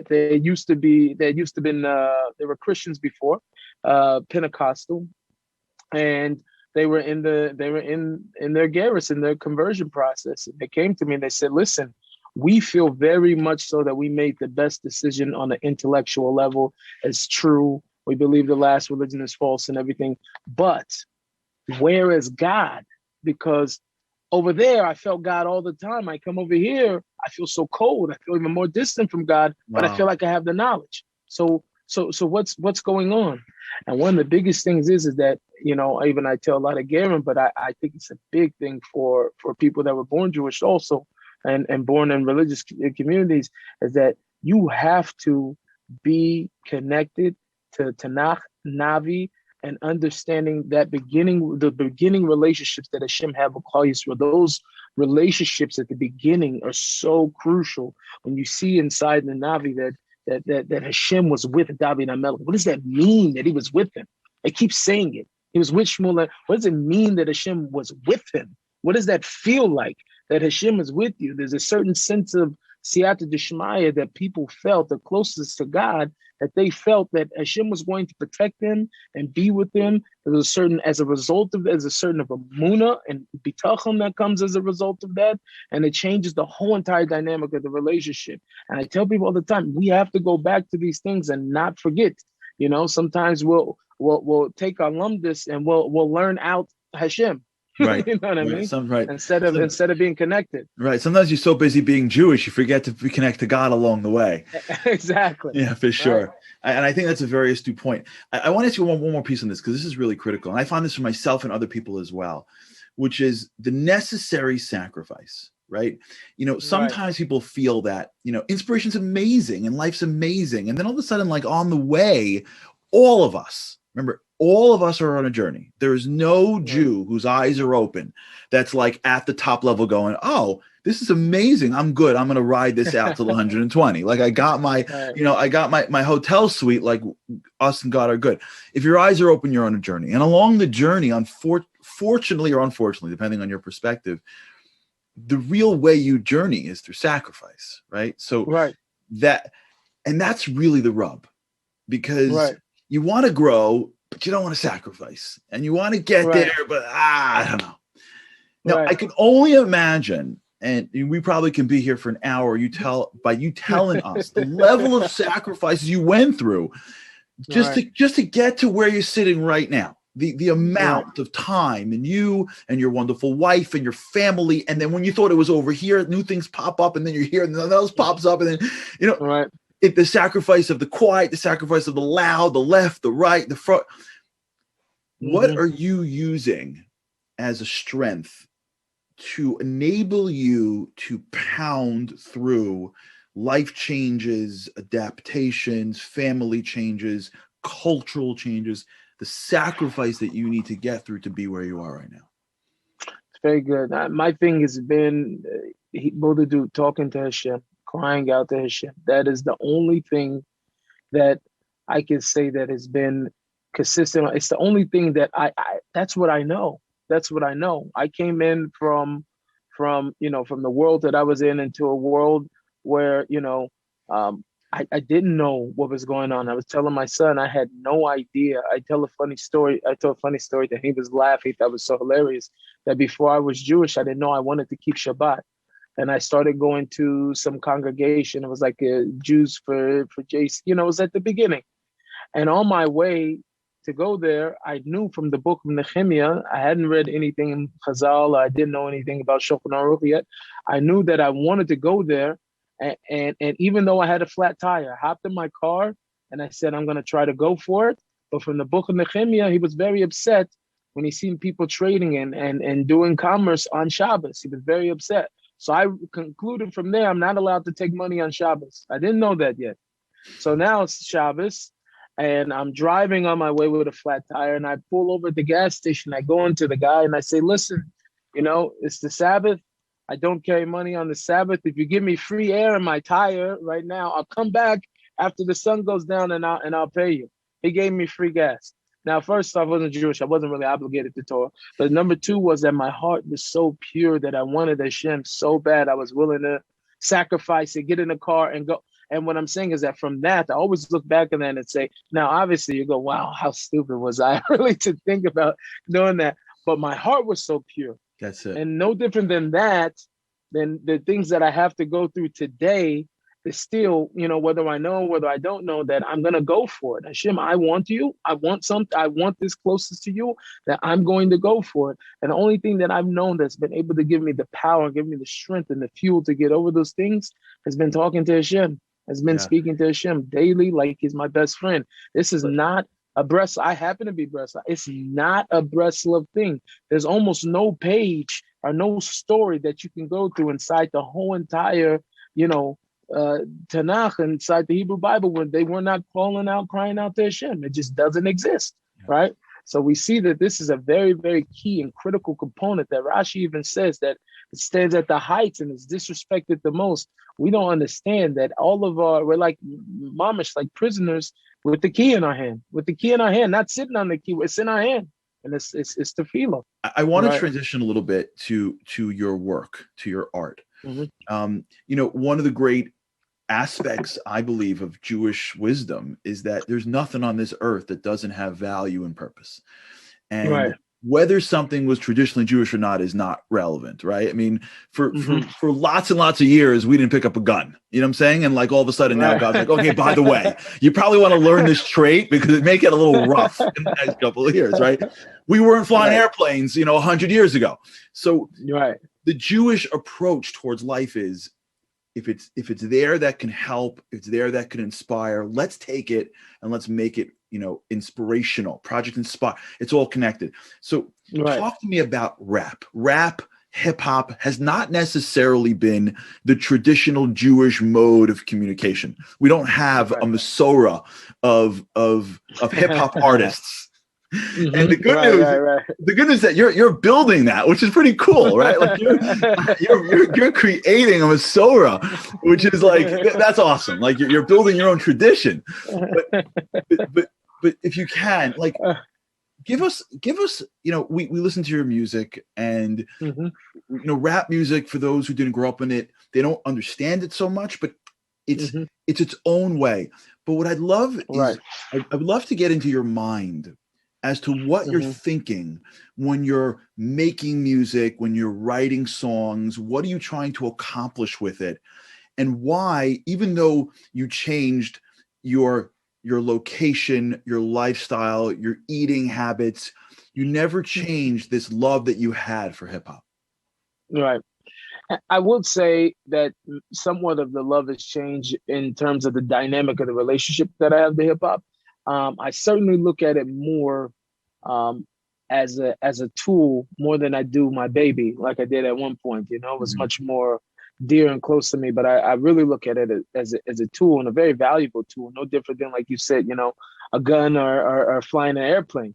And the reason why I say that, and really all music is like that. It's a vehicle to help a person achieve, certain feelings, certain ways of thinking. But I think the biggest thing for me has always been being able to write something from a point of view that other people are going to be able to grab onto, that's going to lift a person out of the spot, to think a thought that they were either thinking, but they wish somebody would have said it, or they wish somebody would have felt what they felt. So I use my music really as something therapeutic, and even as I, change when I go from one subject to another subject or different things like that, it's already in my mind that this is going to captivate a certain type of audience and bring them closer, and this is going to captivate another audience and bring them closer.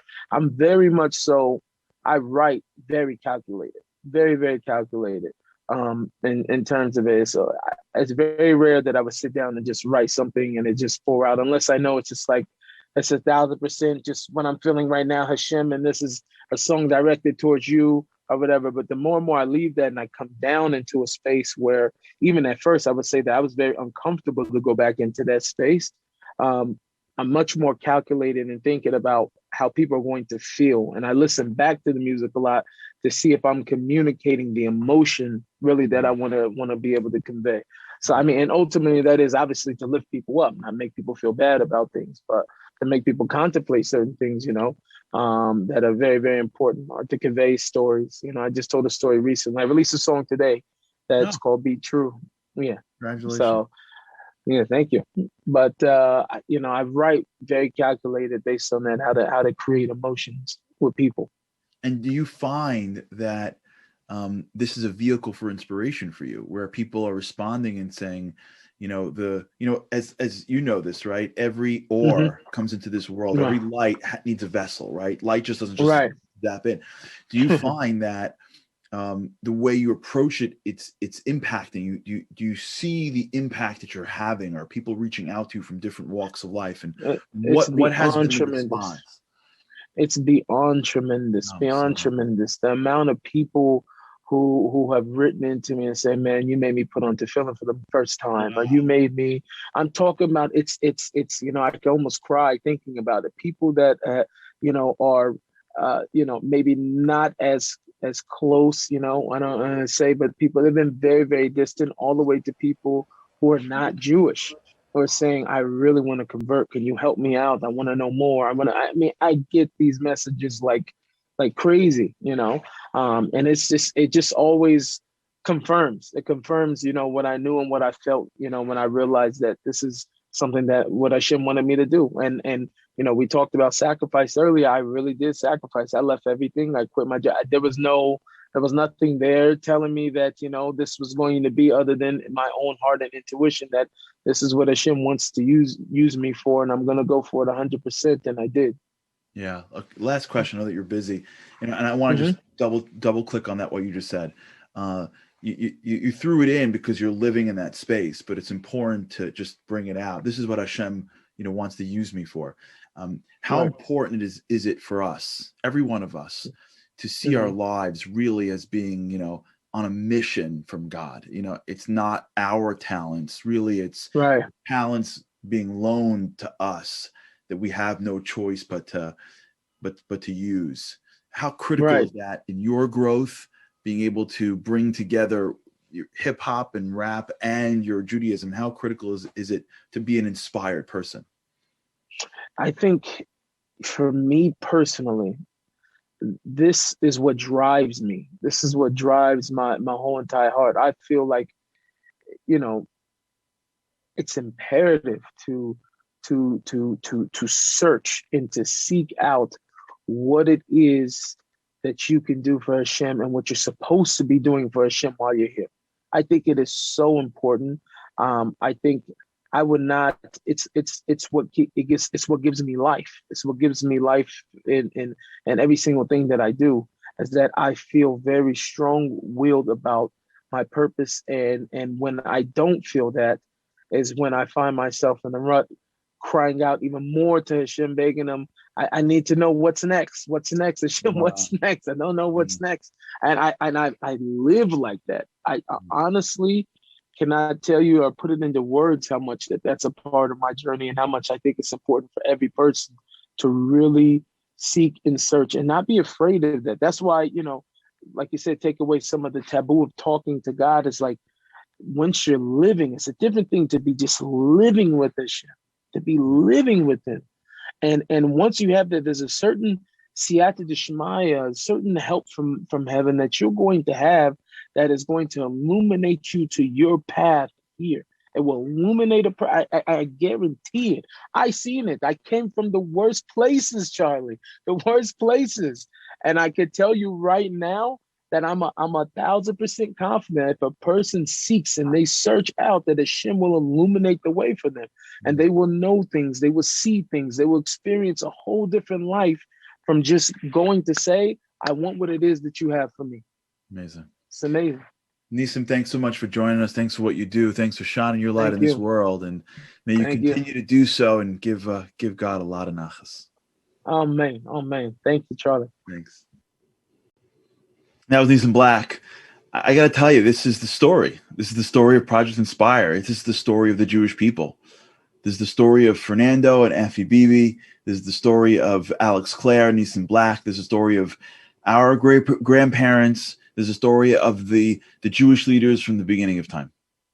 It's the ability to push for inspiration. It's the ability to go past our comfort zones. It's the ability to push ourselves, to deepen our own relationship to God, to inspire ourselves and to inspire others. This is what Project Inspire is all about. And it's the story of me and you. And I hope that tonight, this is only the beginning, by the way. We're not even getting started yet. But I hope by tonight already we're seeing what's possible. I know that I'm inspired, and I hope you are as well. Nissan Black he actually staged a performance for us tonight. So let's go to Israel right now and hear a performance just for us on his song Hashem Melech.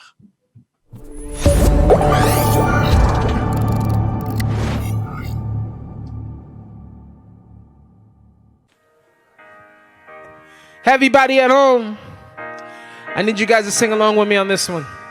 If you know the words, sing along. If you don't know the words, act like you know the words. That's what I do. Here we go. This is the world makeover. Mashiach will come take over. You ain't gotta be me or see what I see. All you gotta do is take a look forward.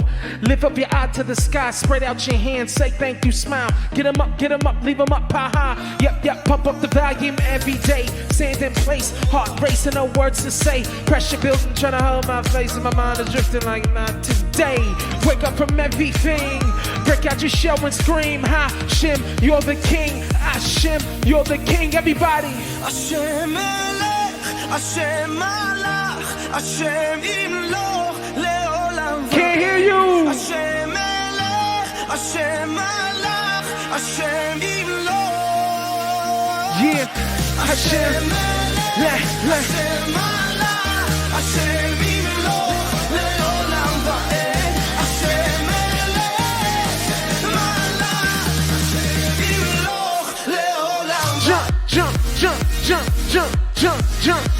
Jump. God help us, ladies and gentlemen. I feel the cold and the rain. I wanna get up and leave. Said I wanna get up. Everything's always the same. I wanna get up and leave. Now we're standing here, and the night's so clear, like the shine upon your crown. Cram. We're up so high in the midnight sky, and we'll never come back down. Hashem Melech, Hashem Malach, our Father, King David's rock, your honor. We give our lot to stronger. We clean, you drop. The blessing, the bracha, success, hatzlacha. The world is yours, you offer it to whomever calls you. Hashem Melech, Hashem Malach, Hashem Imloch, Leolam Va'ed. Hashem Melech, Hashem Malach, Hashem Imloch, Leolam Va'ed. Hey. Hashem Malach, Hashem Imloch, Leolam Va'ed. Hashem Melech, Malach, Hashem Imloch, Leolam Va'ed. We gon' break it down right here, like we gon' break it down right here. We gon' break it down right here, like hey. Wake up, my friend, we gone. We praising Hashem with all of our soul. The Clipper is fighting, we know. We raging a war, we won't let him go. Even if the world don't turn, the fire will burn. The H-Town me, a korban, self-sacrifice. Yeah, put H on me. We clapping loud, screaming loud. We gonna take that crown, bring it back straight to the king. Then we bow, Malkut complete. Yep. Pick up a mitzvah, lay down a hate. Olam haba, all my zay. The feeling is great when we can say, praise Hashem, his name is great. Everybody, you guys ready for takeoff? Here we go. I want everybody singing along. Here we go.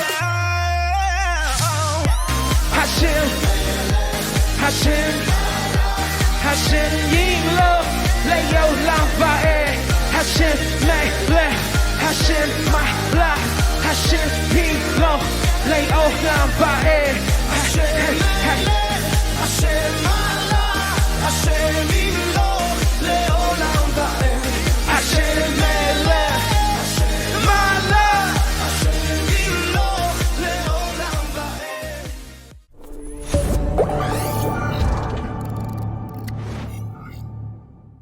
And that was Nissan Black. We thank Nissan so much for being a part of this show and for the interview we had with him. What an incredible individual. An incredible individual, every day searching to get close to Hashem in his way. And we got to take the lessons that Nissan is teaching us to get closer to Hashem in our way. It's now time for my friend Yossi Freeman to be back here. Yossi, thanks for joining us back on the show. No problem. You're keeping me up, Charlie. You're doing great. What time is it in Israel, just so we can just check in before we go? 4:48, but it was 4:48. You know, we appreciate you and Michael, and we have all these people from all over the world tuning in right now. So for those of you who are up in the wee hours of the morning, we appreciate you. Give us the fuel. You fuel our fire to keep on going. We thank you, Yossi, so much for that. Sure. We're going to do the last GQ. Last GQ right now. Let's get that on the screen. Mm-hmm. Let's get to the last GQ of the night. Remember, go to 833-203-8375. Just text it. You don't have nothing fancier than that. No downloading of any apps. Next week, with God's help, we'll get back to Kahoot. But for now, 833-203-8375. Text PIQ5. And here's the question: how many unique viewers have watched Project Inspire programming over the last year?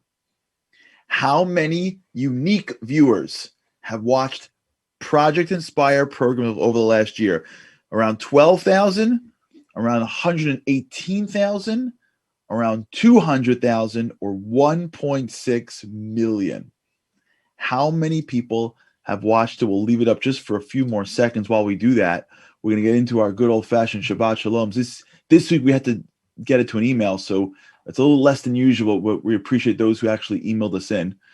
We'll give another minute over here for the for the answer. While we do that, Shabbat Shalom to the Bolton and Begun Mishpacha. We thank you, as always, for your partnership. To Zahava from Brooklyn, Shabbat Shalom. Thank you so much. To Eric and Lisa Hirsch from Fairlawn. They were one of our first guests in the Shabbat show. We thank you for your message as well. Yossi, while we're reading the Shabbat show messages, do you have any other messages you want to share? As we start to get to the end of this program, the convention's coming up, and maybe you want to give us a little bit of a highlight of what's news, and then we'll read some more Shabbat Shaloms. Then you're going to have some prize winners. Is that right? Yeah, there are prize winners exactly coming up. I just want to remind our audience, we have thousands that are watching right now.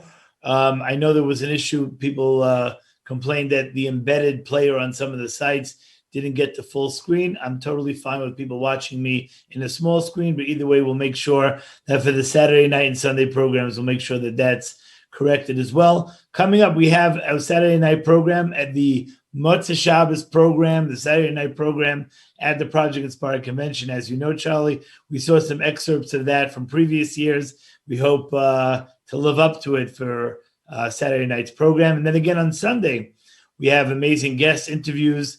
You mentioned the Begun family.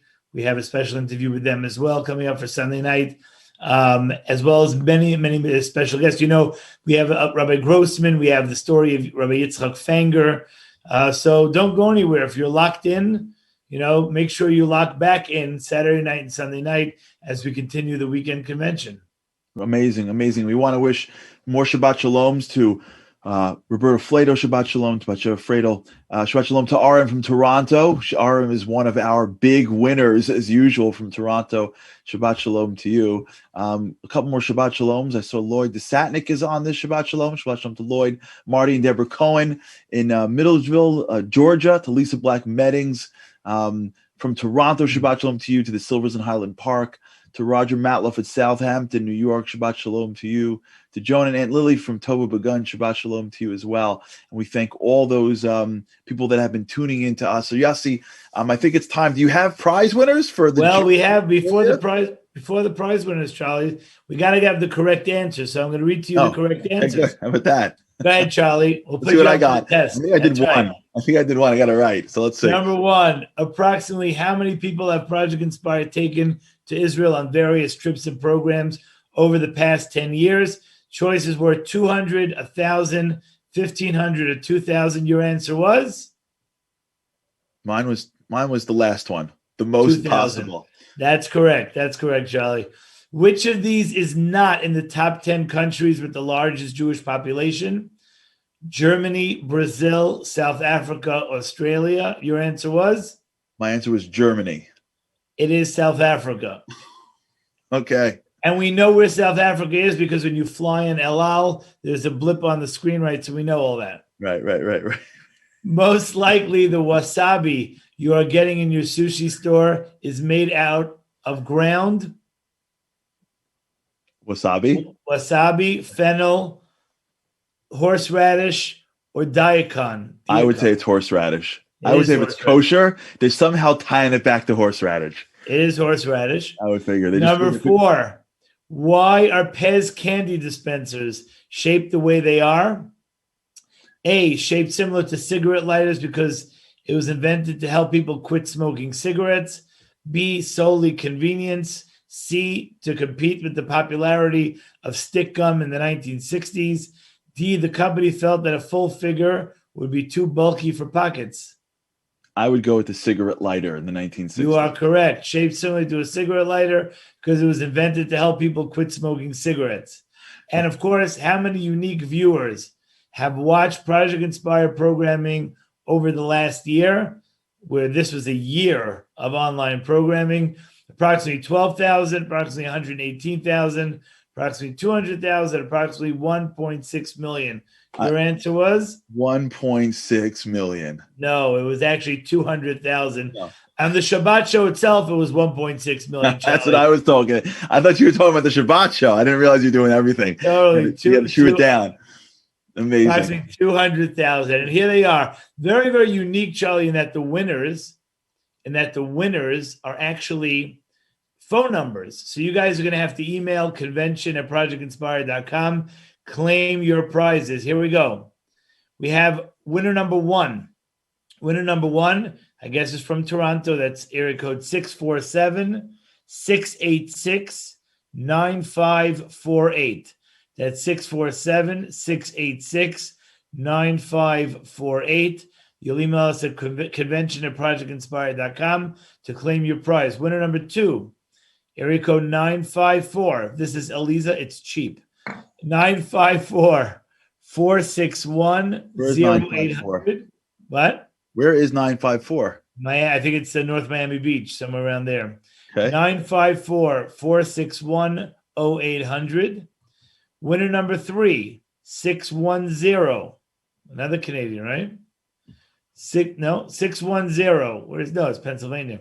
610-937. 610-937-0911. That's winner number three. Winner number four. Finally. Closer to home here, right? 917-287-2371. You have the feeling that like you're in camp. You ever this feeling like you get this feeling that you're in camp and someone give you a little ticket and you're waiting to see if you're going to win. Totally. Here we go. It's 9 1 right. 7 287 2371. And the final winner of the JUQ trivia is back to Canada, 416. Canadians dominate. 416. They dominate. 893 3652. That's 416 893 3652.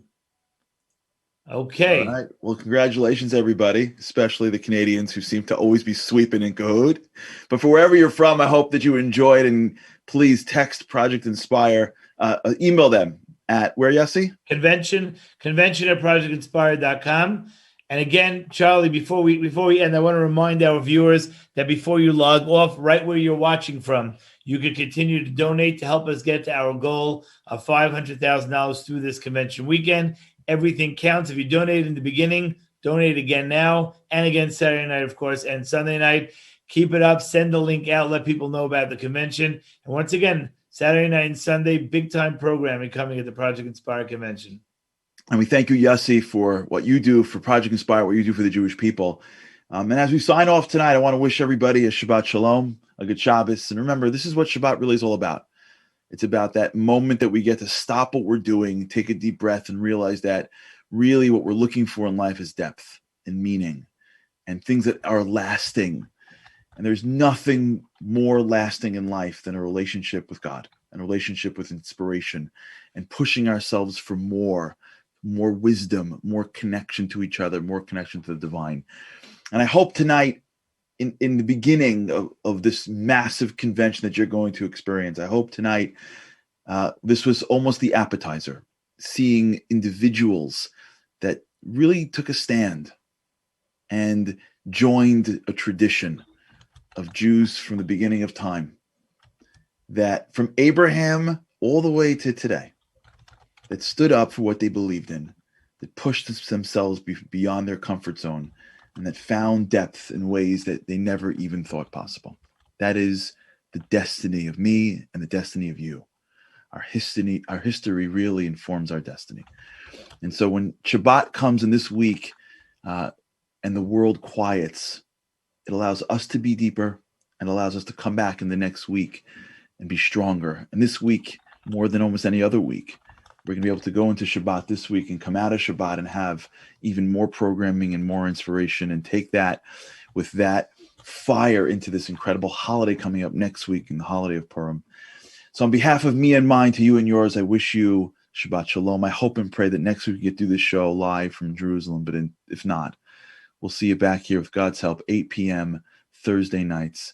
Shabbat Shalom, a good Shabbos, and we look forward to seeing you over the weekend. Thanks so much for tuning in.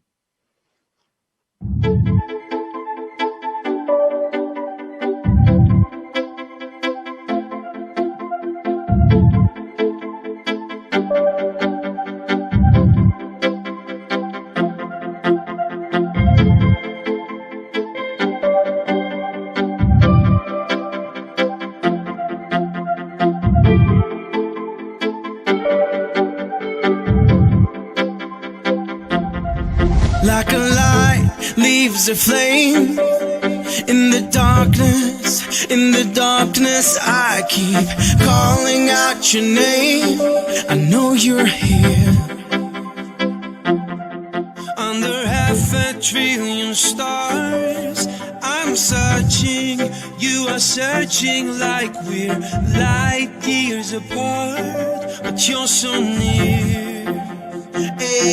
If you're in pieces and you're just falling down, I'll pick you up.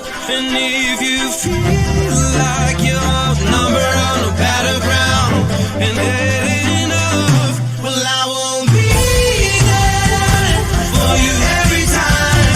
As you turn around, I will let you down. I'll be there, and we'll both become brighter than the sun. Together we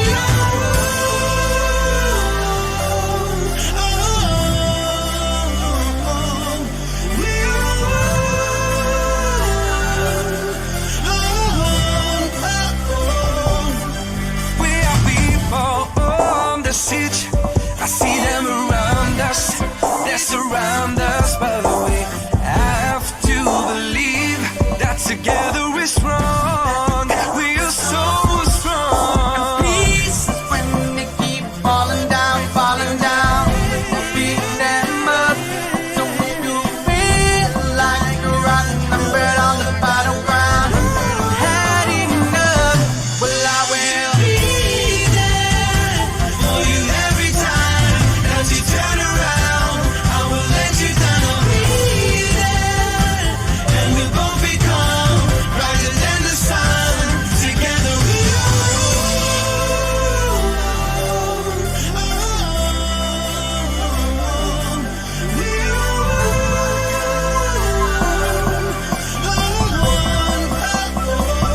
Yeah, it's me, you, we together like 1, 2.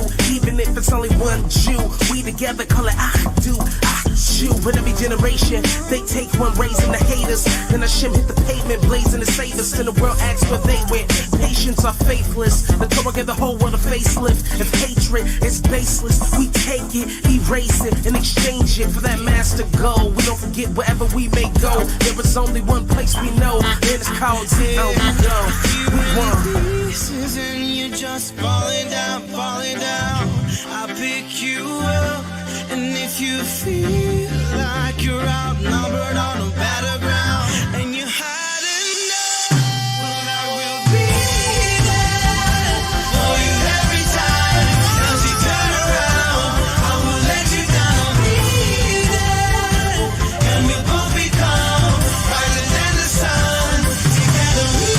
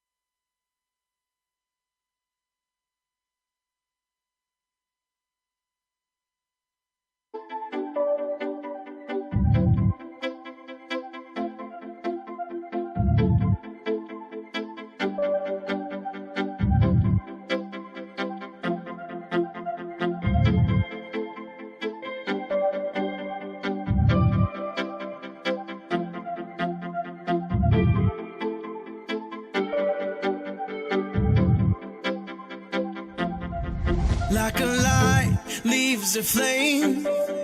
In the darkness, I keep calling out your name. I know you're here. Under 500 billion stars, I'm searching. You are searching like we're light years apart, but you're so near. If you're in pieces and you're just falling down, I'll pick you up. And if you feel like you're outnumbered on the battleground and heading off, well, I won't be